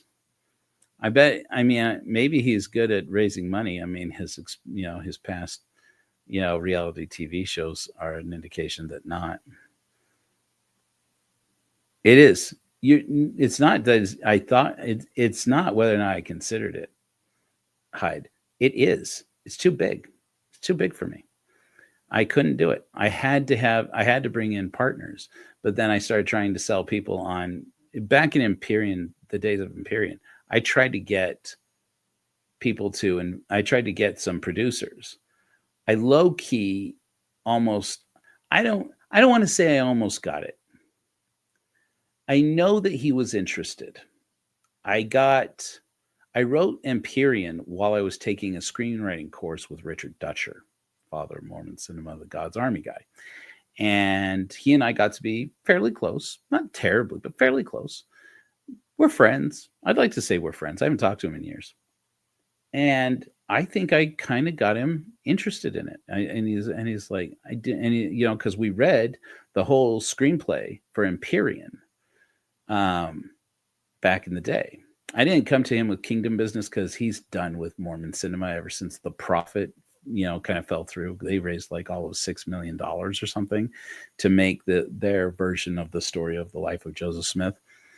And and when that fell through, it's my understanding, anyways. When that all fell through, he quit Mormon cinema forever. Now he runs a Bible study at some church in Salt Lake. I don't know. Good for him. I really have to call him up and say, do you realize you and I are both in the preaching business now? Anyways, but I think that making, as AI filmmaking tools become better, it's possible that we could release on an extremely low budget, release episodes of Kirtland, or maybe produce all of Kingdom Business on a shoestring budget that I can just do in my spare time. So I think about it. So far, I'm not convinced that the tools are where they need to be. Particularly, well, I won't bore you with the details. There are a handful of things that the AI still doesn't do well enough to do this all on a shoestring budget. But I think that by fall of this year, we are likely to see that those have all been sorted out, because there's talk about it. But Runway and Cling are both, and possibly this Hedra stuff. And also, anyways, there's a couple other tools out there that they've all been developing these AI capabilities. And I'm like, I could, if I could just do one scene from Kirtland, I bet you it'd be pretty good. And it could be just like fun. It could be a fun thing that we do. It's like, here's a scene from this. What do you guys think? Do we make a pilot? Make a pilot. People get interested in it. If it goes viral, go, okay, let's make the series. Let's make another, or let's make the second episode, and just take it one episode at a time. Why not? Just release them on YouTube. It doesn't have to. Don't make people have to pay for it or anything. Just like, just put it out there and see if people like it. And then I'm like, well, just if it's a mission of the Church of Korihor, then we could just publish it on Korihor's channel. We'll get more followers for the channel, which means we get more people coming to Godless Sermons, hopefully. It's like, yeah, I like that. It's a good investment for me personally. So we'll see if that's what happens with it.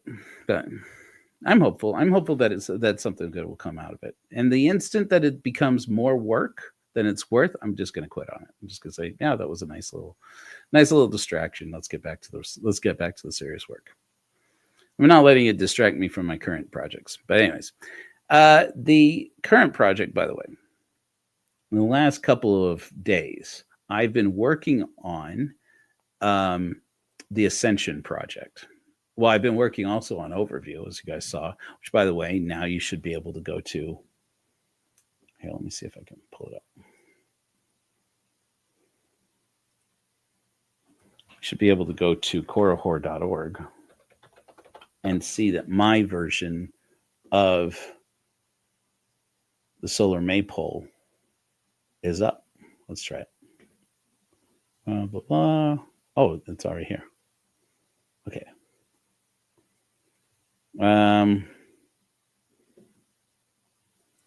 Suno Korihor. I don't know if you guys have seen this, but if you've been logged in at korihor.org, there's this notifications thing here now, and it works really well. It's not. I haven't done any developing on how this all looks. I probably shouldn't be showing this to everybody. Anyway, this little notification bell is pretty handy, because like you could just keep up on everything that you're following, everything that all the engagement inside the website that you've been engaging with, and it's pretty well developed actually. Now, if you click on Try Overview, boom, there it is. So now people will be able to listen to Carla. Let us start this overview with Room to Play. Or Expo Joe. Let us start this overview with Room to Play. I'm thinking about making a version of it where, because Carla, she's pretty great. It sounds like a natural voice speaking, doing this overview. Yeah, yeah, I agree, Hyde. That's a good idea. Anyways, those of you watching who aren't like in the comments, some things you're only going to get half the conversation on. This might be a little bit boring. You people in the future, show up live. I've been thinking I might actually throw. I used up all my credits on 11 Labs, so it might have to be next month unless I throw more money at 11 Labs, and I don't want to do that. I might actually take my version and try and throw it into the converter on 11 Labs that will convert it into another voice.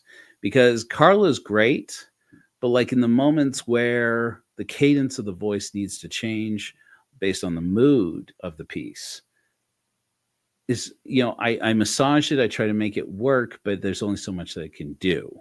And the AI voices, frankly, I just don't think they do it as well as I do it. The difference is that it's somebody else's voice besides just mine. So I figure, put them both up there, see what people like better. Do people like this voice or that voice?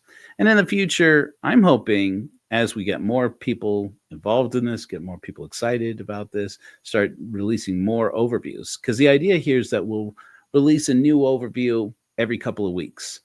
And, in the long run, I hope to have more people doing these overviews. I won't mention some of the names. I think I've talked about it already enough anyways. But, I think I did mention actually in the first, Overview Can Heal the World. I mentioned that I would love to see Britt Hartley do one of our overviews. You know what I mean? I would love to see John DeLynn, maybe do an overview. I'd love to get, and then, maybe we can get Shalise from Cults to Consciousness would be interested in doing it. How fun would that be?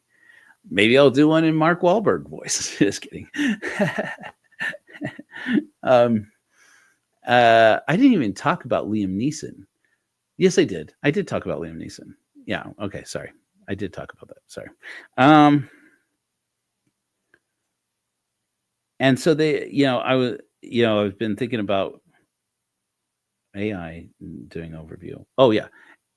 One day, I hope that this will get serious traction. I hope overview will get serious traction and build our reputation for being serious about these sacraments of the Church of Korihor, including the divorce rites, uncoupling, including the overview, and including the 4 gates, which I'll eventually do, which I'm now thinking will probably become a form of overview, become that I'll release it so that people can do a series of overviews. And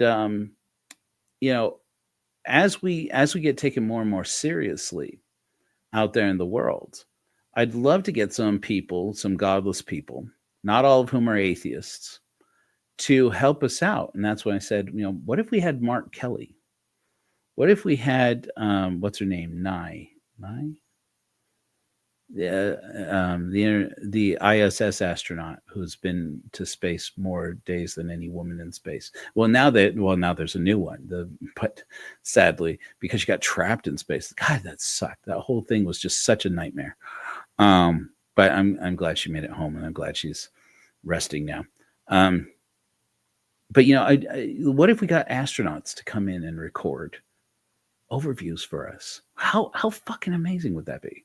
What if we got Neil deGrasse Tyson to record an overview for us? What if we got Carl Sagan's daughter Sasha to record an overview for us? How cool would that be? And so it's like, I mean, it's a little bit big pie in the sky dreams right now. That's not the proper way to use pie in the sky. I won't say that again. Hopefully, it's a bit optimistic, but it's a long-term dream. And if we never make it there, and I record all of the overviews, and nobody else wants anything to do with it, I'm happy to do that. I'm happy to do this with the rest of my life. So I just really do think that overview can change the world. The problem is that we don't have any experiences with it, anybody experiencing it to give feedback on, does it help? What do you experience with it? What do you wish was different about it? Do you wish it was shorter? Do you wish it was longer? Do you wish that it had music? Do you wish that it had visuals to go along with it?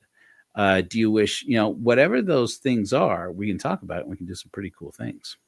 So, yeah. Oh, yeah. Sorry, I'm catching up on comments here. Yeah, I know that Carden was an actor. That's how he ended up doing what he does now.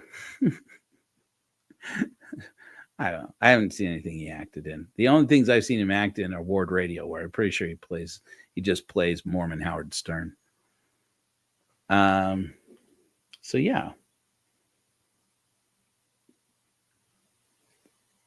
Yeah. Jules, sorry, I'm getting to septic shock. Oh, hey, Gene. Gene's been in this chat for like an hour. Hey, Gene, how's it going? You're coming to St. George. You coming back to St. George? Weren't you just here? I'm not here. Nikki's there. Nikki, my sister, my flesh and blood sister, is down in St. George area. Hide. Okay, there's some love in here for Discord. I guess we just do it. You know what I mean? So cool. Anyways, this was really great, you guys. I love these Linger Longers. They were Gene Judson's idea, and they were a good one. And so far, it's been a while since I had anybody hop into the box with me, but you know what? Those were fun, and these are good too. Yeah, if people want to hear me ramble for a couple of hours, I do it all day anyways. I've been thinking, by the way, I don't know how people feel about this out there. If you don't comment on it here, you can comment on it. Oh, really? Oh, that's interesting. You can comment on it at, go to corehor.org, and, I'm going to start engaging more in there. I've been posting, I'm trying to post every day in corehor.org to start conversations, and hopefully we'll get something going here. We'll see how it goes. We'll see if it works. And if it doesn't work, we'll figure something else out. But this is my idea.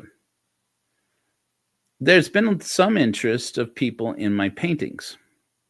You guys want to see my painting? I have people who follow me on Facebook. I'm sorry.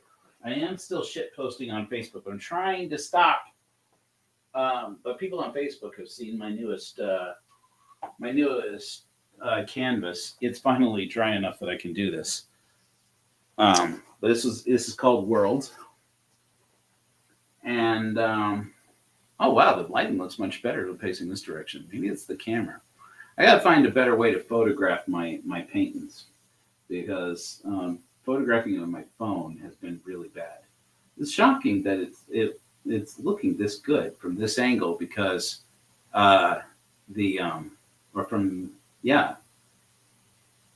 Anyways, usually I get a lot more shine on it, a lot more specular shine on it. I wonder if it's the camera. Anyway. But yeah, so actually it looks really good this way. But I've been thinking about, what if I were to, I've been thinking about this for a while, and I think I've talked about this before, that I might do broadcasts where people can watch me painting. Does that make sense? Does anybody think that'd be fun? I don't know. When I paint, well, first of all, I tend to paint with music, so we'd have to either not do that. I've been thinking maybe we'll either not do that, either not have music playing at all, because we don't want to get copyright strikes, or we just have to do it once we've got enough godless hymns, so we just play godless hymns. Because sometimes I'll put on the godless hymns. Yeah, and I'll talk while I'm painting. But sometimes I just don't want to, sometimes I just want to paint. But I think it would be fun, people could get in, they could, and if we had people hopping into the StreamYard, and they could talk to each other, and we have like a community thing going, and see if, I always paint by myself, so I don't know how well I'll like it, but something tells me it could be fun. It could be a good way for us to spend time and to dream about things together and come up with some new ideas. So I'm about to launch into the third painting, so the third layer of paint. Now that this one is dry, so I'm about to start into that. I'm still working on this one. Did I show you this one? This is the big one. This is the big canvas I've been working on for like a month. It's a gift for a partner. This one is really early. This is the second painting of this one. This is the fusion of Salamacis and Hermaphroditus. And it's kind of bright at the moment, but basically Salamacis, if you don't know, I'm not sure that's how you say her name, but she was a water nymph who fell in love with Hermaphroditus, who was the son of Aphrodite, and Hermes, who was the god who was the inspiration, or the hero who was the hero / god who was the inspiration for Jesus. And he was the most beautiful and most virtuous, he's like the most beautiful god ever created. He was the most beautiful thing ever created. And so this water nymph who's there to lure men to their death, she's a siren meant to lure people to their death. She looks up through the water and sees Hermaphroditus gazing at himself in this reflection in this pool. And he's gazing, and by his looking at his reflection and her gazing up through that reflection, she sees him doting on his own image because he's like super vain. And the gods hate it. The gods hate how full of himself this guy is. But when he's looking at himself, so in love with himself and with his own visage, and it's really her looking up at him, she's immediately smitten, and she bursts forth from the water and wraps herself around him. And in my version, Hermaphrodite is has like not Hermaphroditus. Salamacis has like octopus legs, and so she like wraps around him and then calls out to the gods, crying out, if you would give me, I call upon you with all my heart to sacrifice myself and everything that I am for this one desire, to be never parted from my love, Hermaphroditus. And so she and the gods looking down on this think this is hilarious. This is a great idea. And so they fuse her and him into one person. And you look at all the sculptures and paintings from antiquity of Hermaphroditus, he has physical features of both genders. And so I thought, wow, this would be a great gift for a partner of mine. And so I've been working on that for a little over 2 months. I've always wanted to do more than just dark shit, right? Like, I got my first painting is like abstract, basically. Well, it's not that abstract. I mean, it's basically abstract. Then, like, my later paintings, this isn't my second painting. My second painting is actually this one over here. While we're doing this, we might as well do it. My second painting was Daughter of Alderaan. My third painting, my opposite painting. So it's a mess, you guys. My third painting is Social. I've showed this before, I think. Which is the experience. A lot of my painting is my experience with anxiety and autism. This is me experiencing what it's like to be expected to socialize all the time. So like I paint dark shit, but I don't want to just paint dark shit. I want to paint beautiful things that are fine art. I just tend to only paint when I feel really angry or really depressed and just need to get it out of me, or really anxious. So that's cool. I follow Nuance on Patreon. I think I just don't follow very closely. She does watch along stuff.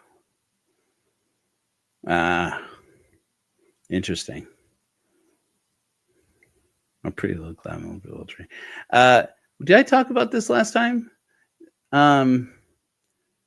That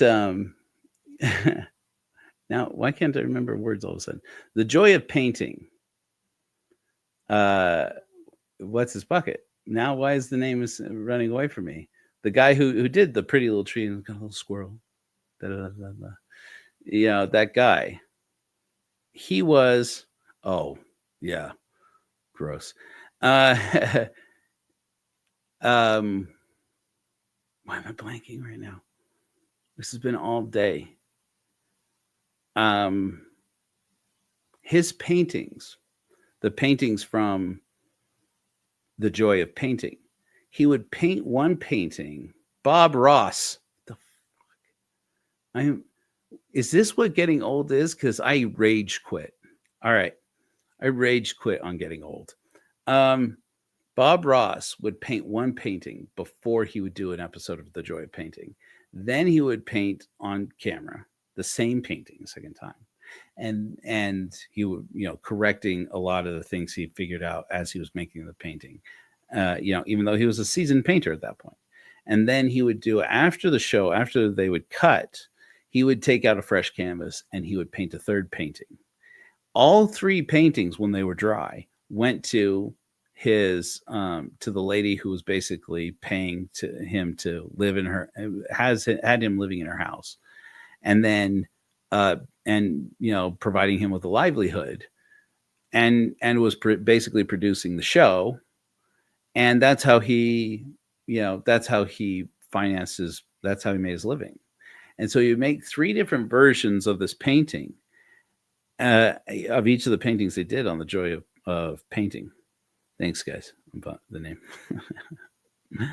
And every one of them is in a box in like the storage room. I guess at the actual house where they lived, the woman herself has passed on.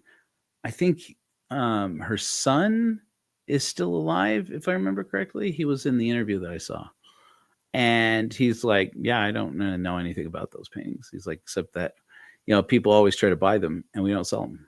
And they're just sitting in a box somewhere, like all those Bob Ross paintings. They're just sitting there. And I guess to honor him, to keep them valuable, people have tried to buy Bob Ross paintings and you can't buy them. And so nobody really knows how valuable they are. How wild is that? All those paintings. Maybe we just get a little bit, and then get to the end. And I think of Bob Ross every time that, I've recorded a few versions of Overview. I did one where I just read Carl Sagan's Pale Blue Dot, and I told you guys I wasn't really happy with it, so I didn't release it. But I got to the end, and then, of course, at the end of Godless Sermons, I do Flash Bright. And I say, Flash Bright, my friend, every single time I think of Bob Ross. As a matter of fact, I'm pretty sure I created that phrase in honor of Bob Ross and just didn't even realize it. It's like because that's what he would do at the end of the show. He would say, "And God bless my friend." And it's like every time. I remember being a kid and watching him say, "God bless you, Bob Ross." I loved it. I loved The Joy of Painting. Oh, yeah. We're going to wrap up with this. The project that Nikki and I have been working on. Nikki has a laser printer and a laser engraver, and she has 3D printers, and she has some other things, and she's producing some of the materials, the merchandise that we're going to be making available for the Church of Korihor. We've got these great ideas for some, or maybe... Can I even load it up? I don't think I can. We got some great images. Okay, we're going to do a couple of things. We're going to do two things. I'm going to show you guys this. I am going to show you guys my Facebook page. Do not friend me on Facebook. I have to do this. I'm getting messages. Do not friend my ass on Facebook if you can't take my shit posts, Sometimes I get depressed and I can't hold it in. And so it's going to pop out once in a while. And I'm going to say something dark that makes humans afraid. So don't friend me on Facebook. It's fine. Nobody has to friend me on Facebook. Don't do it if it's going to upset you. I'm not doing any of it to upset you. Anyway, so I'm going to show you guys my Facebook page though, because sometimes I do post some things on Facebook related to the church. So let me just put this up on the stage. If you guys can't see it, then don't, I don't know. Life sucks. It sucks to be you. Okay, so here's some things like, see, like this is like one of the shit post things. Like sometimes I post pictures of my face. And it's like, this is me. This is what I look like right now. I'm not at my best. And, I'm just, and I'm just being honest about myself. I overshare. And instead of keeping it as a bug, I'm making it into a feature. Anyways, this is the reason why I'm showing you this. We've been coming up with some merchandise ideas. And I've been using, let me see if I shorten this. If I see this thing. Yeah, here we go. I've been using AI to generate images and then Photoshop to generate images of things like what a sigil necklace might look like, for example. Right? Different chains. We make it, I think it could be really cool. I think people would really like it. Wouldn't that just be like the sweetest thing? I've been talking to a metal fabricator about making these in brass and in aluminum and maybe in silver and gold, but I just don't really see it being like much of like a high-end fashion thing, but like things like that. Oh, and then here's me. Anyways. So like we've been talking about merchandise for a while. What things might look like. And one of the things that we've been talking about manufacturing, right? I'd wear one. I'd wear one all the time. Some of the other things we've been talking about are wreaths, like maybe metallic door wreaths that you can post on your door, and maybe like come up with some different ideas on ways that we can integrate like rainbow flags and things into them, and like trans flags and things like this, so that people can kind of like use door wreaths in the shape of the core horse sigil to share to the whole world. There's a godless family that lives here. We love queer people, things like that. And then like all Pride Month, people can show their pride using these wreaths. So we've been coming up with cool ideas all the time, perhaps prematurely, because there aren't that many people who are interested in our movement yet, but we're going to grow. One of the things we've been talking about doing is creating an urn. Yeah, I show you guys the urns. Let's show it again. I think I have one on Facebook. Still. Where's the urns? I have lots of stuff. I have so much weird crap. Okay. So like this is an early draft. Like I had Leonardo AI like dream up like a kind of vision of what this might look like. So basically what we're talking about doing is a ceremony called Ascension, which is a memorial service that people will be able to. I've been thinking what we'll do is we'll create a mission where people can join, and they can contribute every month to this project. And then if you're part of the mission, then in the event of your passing, we'll perform an ascension for you. And what it is an urn with your ashes in it, your remains, that we put on the bottom of a high altitude weather balloon. And I became inspired about this, thinking about, what happens when inevitably somebody asks me to perform a memorial. And I thought, well, if I perform a memorial, I would want to make it like super cool. And so I thought, well, how cool would this be? And so I thought about, what if we found a way to use a raccoon Now, a raccoon, if you don't know, James Van Allen invented this. He was the guy that the Van Allen belts, radiation belts, are named after. And he got his budget cut when he by the government when they moved when the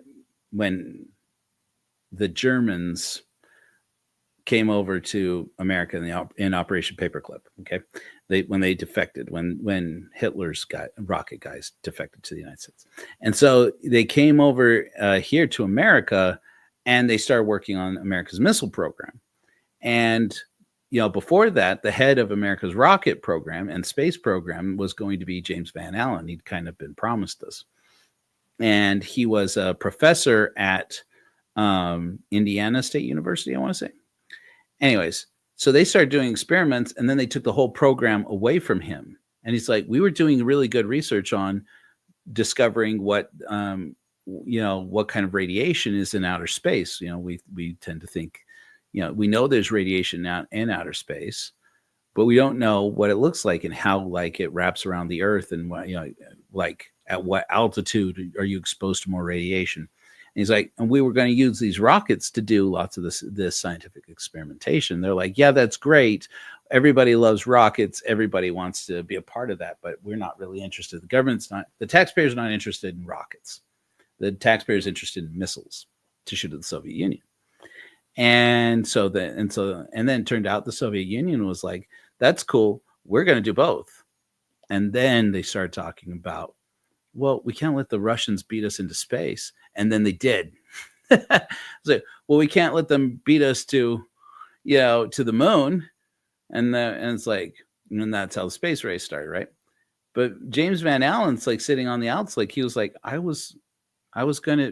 all these great ideas. And they're like, yeah, but you have to understand the best rocket guys in the world are in Germany. They're the German guys. And he's like, trying to tell these bureaucrats and politicians, he's like, yeah, that's what you guys think. It turns out you have some of the best rocket people in the world right here in America, if you would look. They're like, no, you don't understand. It's like Hitler's invested in this. Like and that's true. Hitler was very invested in it.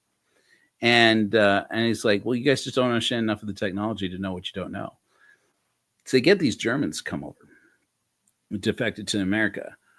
And by that point, James Van Allen had, surrendered to the truth that, that he was never going to get the funding to do his experiments, to do his spaceborne experiments.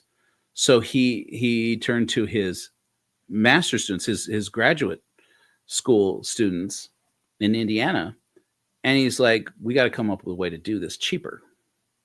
And they came up with this idea.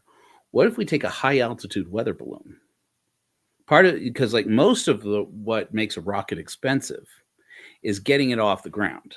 And then you have the rocket problem, which is how much fuel you have to carry with you, to how heavy it is with the fuel it takes to launch it off. And the heavier the more fuel you have, is the more fuel you need. Is the more fuel you have, the heavier the fuel is, the more fuel you need, et cetera, et cetera, et cetera. How do you solve that problem? Well, they went to staged rockets, which is how Saturn V eventually became. That's the rocket that takes the Apollo missions to the moon eventually.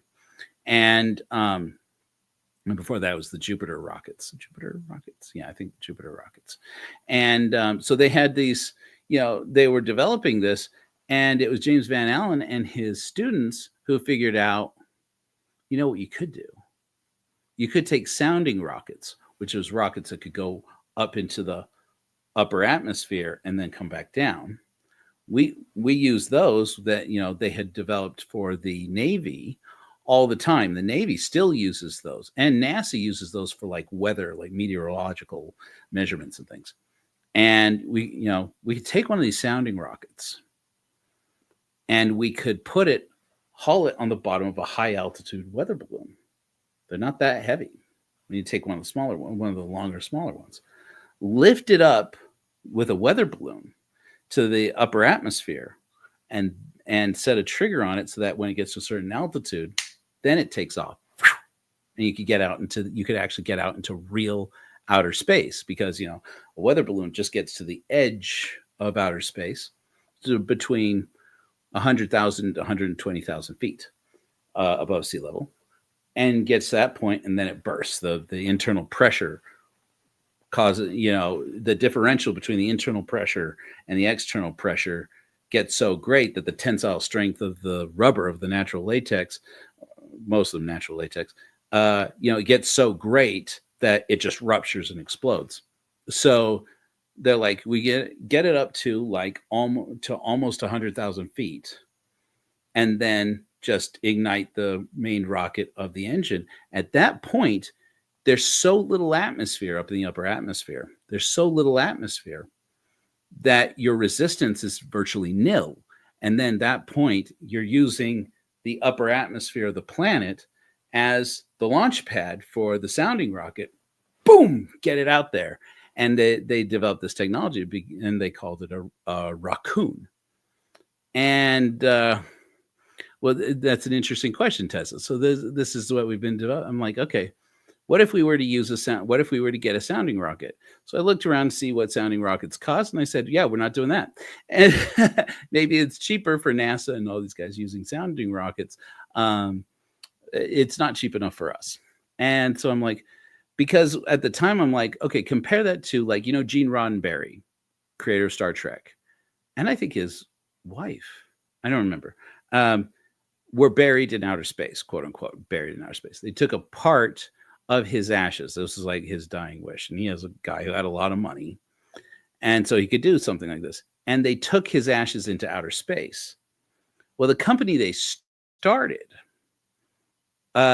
started this first real commercial enterprise for this purpose. People could have memorials in outer space where they just scatter your ashes in space. And basically over the years since Roddenberry passed, which is back in the 90s, because that's when Star Trek The Next Generation started getting better. Sorry, it's true. It was when Gene Roddenberry died. They launched Gene Roddenberry's ashes into space, and then since then, and discovered how stupid expensive it was. It really is quite expensive. And so with the rocket technology of the day, since then, what they've done is they said, well, we'll just reduce the amount of ashes that we sell the service, because it's a private company selling people the commercial service of will scatter your ashes in space. So it was a weight ratio thing, right? So mainly. So it's like, okay, well, we'll just, we won't take all your remains, which are the average human remains. These are the weird things that you learn when you start a religion. The average human remains are between 4 and 6 pounds of ashes, which is, I was a little surprised that that's not so bad. And so it's like, okay, so, but you can't sell, like, so what we'll do is every person doesn't get their own rocket. You have to share. So we'll send your remains up on a rocket. To get enough people to buy these memorial services to be buried in space, they had to have people reduce the payload more and more and more and more and more and more and more until basically the current thing is that the current offering is that they fuse your remains, a portion of your remains, into like I think it's like a steel coin, a steel disc like that big. And then they load all these coins into a rocket. And turns out rather than buying their own rockets and going through all of the red tape of, managing and building, designing and managing their own rockets, they just contracted with SpaceX. And I went, God, I hate that. I mean, this is like a great idea that suddenly started to suck. And it started to suck more and more and more and more and more. And now it's come down to, you can pay like, I think it's like between $5,000 and $10,000 to have a coin of your remains scattered off into space. Or if you get like the more expensive one, I think it's like $12,000 or something. Eventually, when they have the space, what do they call it, spaceship or whatever, Starship, when they have Starship finished and developed to where it can go to the moon and land on the moon, then if you pay extra they'll take your remains and deposit them on the moon. And I'm like, yeah, hate that. Hate everything about it. Not that you can be buried on the moon. Great, fine, whatever. But now it's being commercialized by Elon Musk to where basically we got to pay Elon to die, for us to die. No harm to Elon. I mean, may he lose his job, but that's it. Other than that, no harm to Elon. And so I was like, okay, cool. This is an opportunity for the Church of Korihor. Instead of a raccoon or a rocket, what if we just use the balloon? And we'll put hanging on the bottom of the balloon, because I don't know if you know this, but you get to about 80, you get to between 50,000 and 100,000 feet. So you're now flying above the highest altitude that airplanes fly. Commercial airplanes only go up to like 40,000 feet. So you get a few thousand feet above where airplanes fly, and you can see, as you look out, you can see the curvature of the Earth, and everywhere you look, it's night. It looks like outer space. It feels like outer space, and between there and 100,000 feet, you're getting to the beginning of what is not actually the edge of space, but they call it the edge of space. It's high atmosphere, very high atmosphere. I thought, and I looked up what kind of payload, if we're willing to invest a few $100 in helium and balloons, what kind of payload can we take to the upper atmosphere to about 100,000 feet? And the answer is about 5 pounds with commercially available helium and weather balloons. And you don't have to be licensed to buy them. Anybody can buy them. I said, okay. We design an urn, okay, that glows maybe. Don't hold me to that, but maybe that glows a little bit, using mainly biodegradable materials, maybe a small piece of electronics, like a super bright LED with a little battery on it. Something that might burn up re-entering, or not really, but something that if you found it somewhere on the ground, it'd be like the same amount of trash can as if like somebody had thrown a beer bottle somewhere, or something like that. A small piece of electronics. But then other than that, it's completely biodegradable. Now, the most non-biodegradable thing is the actual balloon itself, because those balloons are giant pieces of rubber, and those take like forever to decompose. Even the natural latex ones just means they're made of rubber. And nothing to do about that. They don't make more biodegradable versions of those. So there's nothing to do about that. But people launch them all the time for scientific experiments. The government uses it for meteorological research. People launch these weather balloons all the time. And, people do it as hobbyists. And I was like, okay, so we do this, and then we make this urn, and we make it so that it seals with air in it. It seals just the ordinary air around us into it. And as it ascends into the atmosphere, higher and higher into the atmosphere, you just have to make it with enough structural integrity and enough expandability that it will expand like the weather balloon, that will expand as it gets up to a certain altitude. And then it gets to a certain altitude where it's just bound to rupture. And then at that altitude, I'm thinking something like 50,000 to 80,000 feet. Okay, so before the balloon ruptures, but higher than any airplanes fly. So we definitely aren't going to get any pushback from anybody saying, you can't just spread my ashes in front of an airplane. We would do it where there isn't air traffic. That would be part of the training. But then you go out, take somebody. So you imagine this: you take a family of a person who is part of this mission and wants to have an ascension.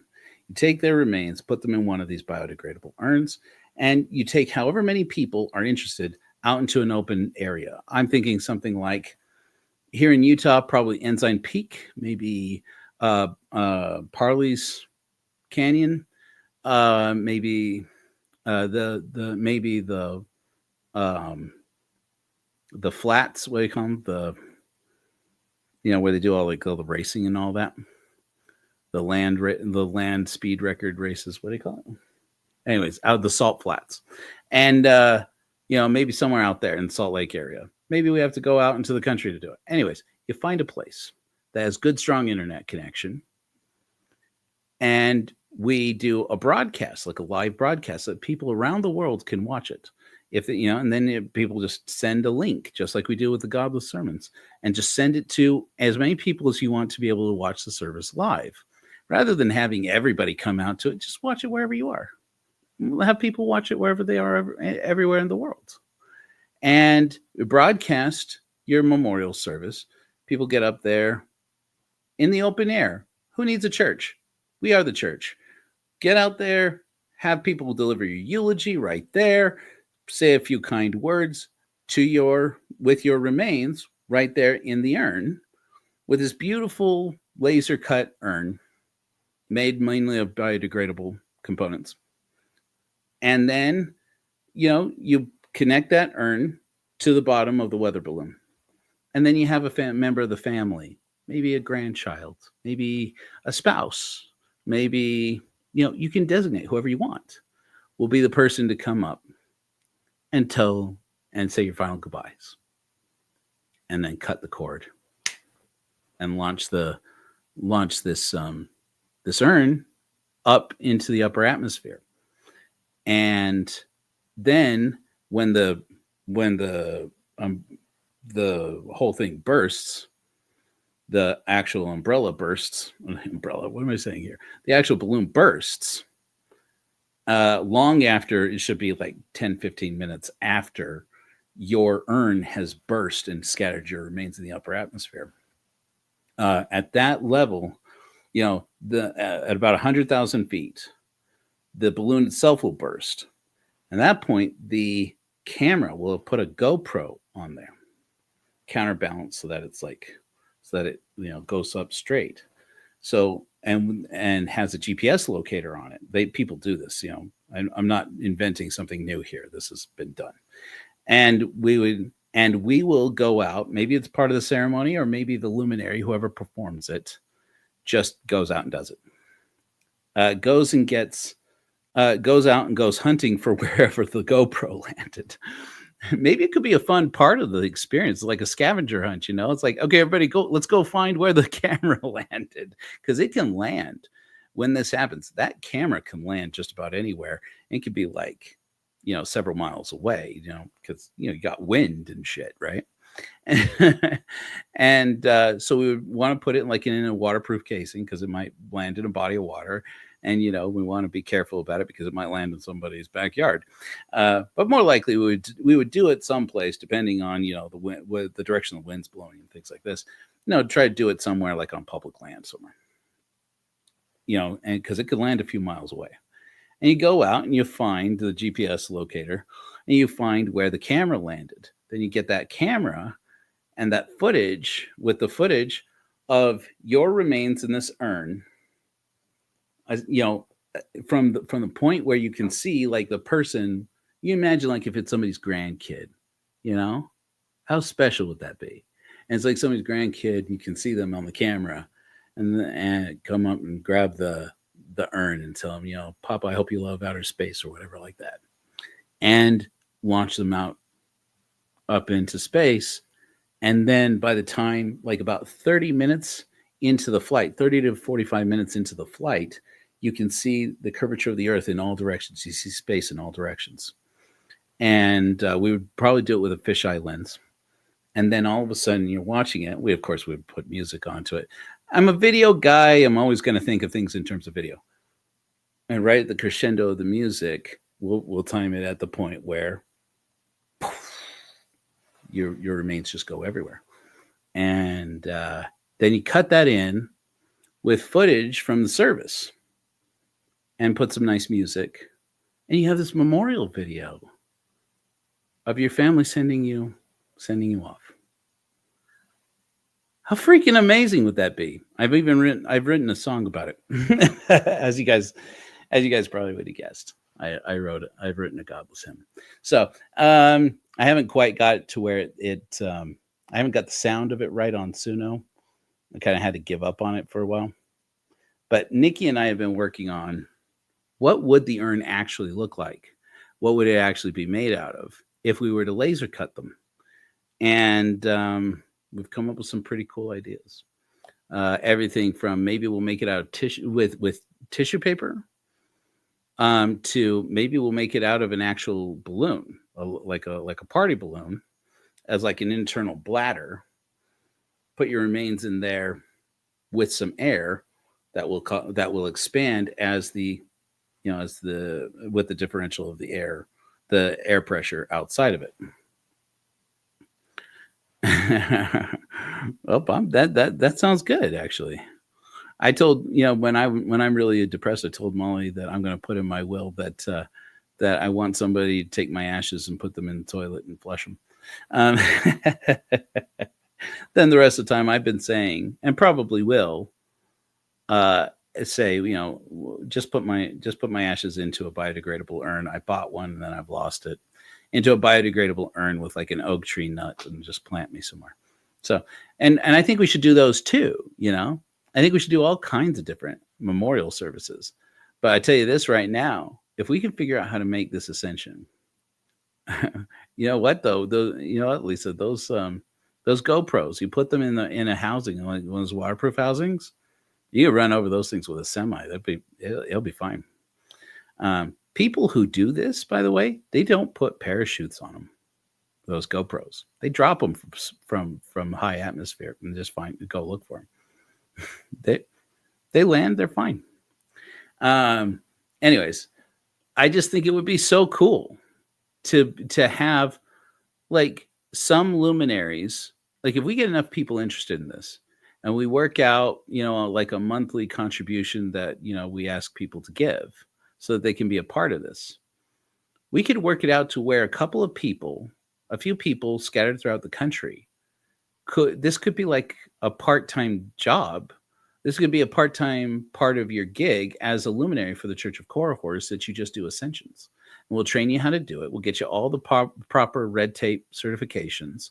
We'll train you how to fill the balloons, which probably means we'll have to get somebody who's an expert at it, because I've never actually done this before. But we get people who've done this, and to train us on how to do these things. We'd have to experiment with a few of them to make sure that it gets up to the right altitude, and that we figured out all of the things we don't know that we don't know. We figure all that out, and we got all this time. Let's screw it up a few times. Let's fail at it a few times, and then fail faster and faster, and eventually we're going to figure this whole thing out. And Nikki had reminded me, like yesterday, I was at Michael's looking at different materials. Like there's like wood veneer, like actual wood veneer that you can get that's 3D cuttable, that you can cut in like a glow forge. And I'm like, what about this? This could be really cool. And we could like put a wood stain on it and make it different wood stains, like mahogany or like whatever, right? Redwood, we could stain it and then like put little windows in it. And I was thinking, what if we designed it with like some windows, some little openings cut out of like a round piece of laminate that's glued together and then sealed up inside somehow. We'll figure that out. And then this totally biodegradable urn that's flammable. I don't know if we're going to do this. This is an idea. This is one variation of the idea. One variation of the idea is that we'll put a little timer on it. And we'll put the LED is connected to a battery, small battery. Wrap a wire around the paper elements, and at a certain altitude, or put it at a timer. Maybe it's like 30 minutes, 45 minutes or something. You close the circuit on the wire, and now the battery now the electricity from the battery that was illuminating the super bright LED from the inside, now it's just heating up the the paper, the biodegradable components, and light them on fire. And then so you have the expansion, and sometime about when it bursts, at the same time maybe it catches fire and just burns up. Could be cool. Could be cool. I think that's probably, if we did that way, I think that's the point at which some regulators going to go, you're going to do what? So don't hold me to that. We may not do that. We probably won't do that. But how cool would it be? Anyways, I think it'd make a really cool thing. So that's what we've been talking about doing. This is these are the dreams that we do at the Church of Korihor. Most of them we will never do. But the ones that we do so far, they turn out really cool. Overview is one of those. I'm excited about it. I'm excited for people to tell me how badly it sucks. Okay, go gently, guys. I do still have feelings. I am an alien boy robot, but I do have feelings. But if people could use overview, doesn't help. Do you like it? Do you wish it would change? Then go into the go onto korihor.org, go into the discussion button that now works, hopefully. Yes, it does. And talk about it. I'm going to create a post here in a few minutes so that people know where to go, and it takes you to the right place. Maybe I should Maybe I think I am going to make a post, instead of it just taking you to missions when you click on discussion. It actually takes you to the discussion to talk about overview, and then give me feedback so that we can take them. Yeah. See, here's the thing about GoPro cameras, though, and this whole thing. I think that actual hard cost, and again, we don't know this for sure.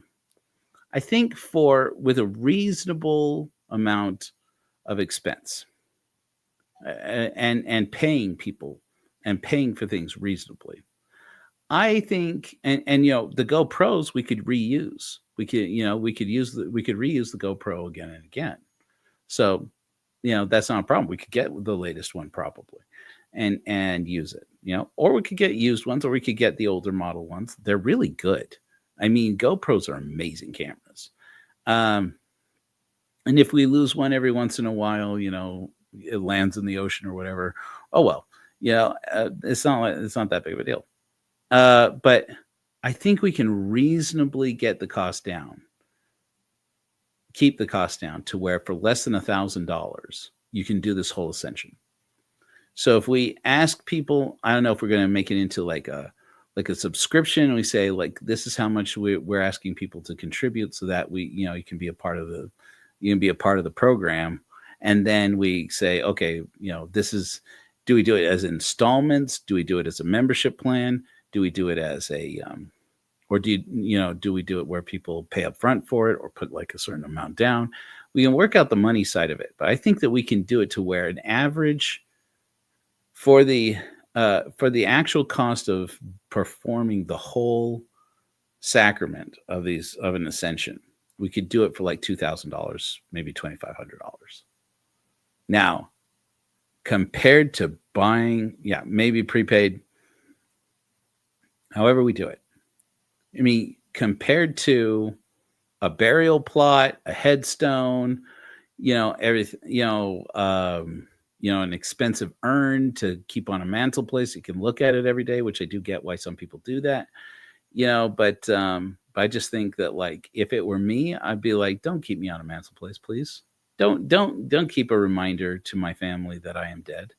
Don't do that. I don't want that. And, an oak tree, where I am buried, that could be cool. I'd be okay with that and be fine with that. But I don't want people necessarily have to go back there and like see my tree and like talk to me or anything like that. It's like, or whatever, grieve there. Move on with your lives. I'm gone. Go on with your life. And so I was like, I would so rather somebody send my ashes off into space. But fuck silly if I'm going to pay Elon Musk to send my ass to space. Hell no. Hell to the no. So I don't know. I think it could be cool. We'll probably won't do it, but I think it'll be fun.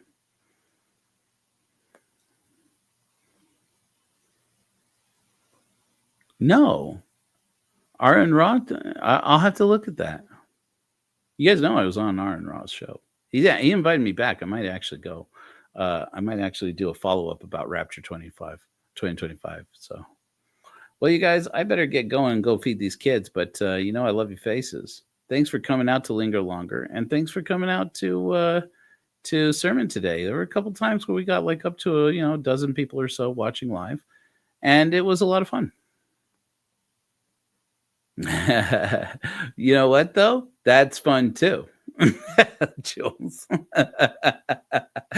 you know you know full well that people who like alien shit love it. So the more alien shit we make for them, the better. The more UFOs the Church of Horror can create. Maybe that's a part of it. Maybe that's a thing we do. We just do it. Maybe we have a mission just for doing UFO hoaxes. I love you guys. Flash bright.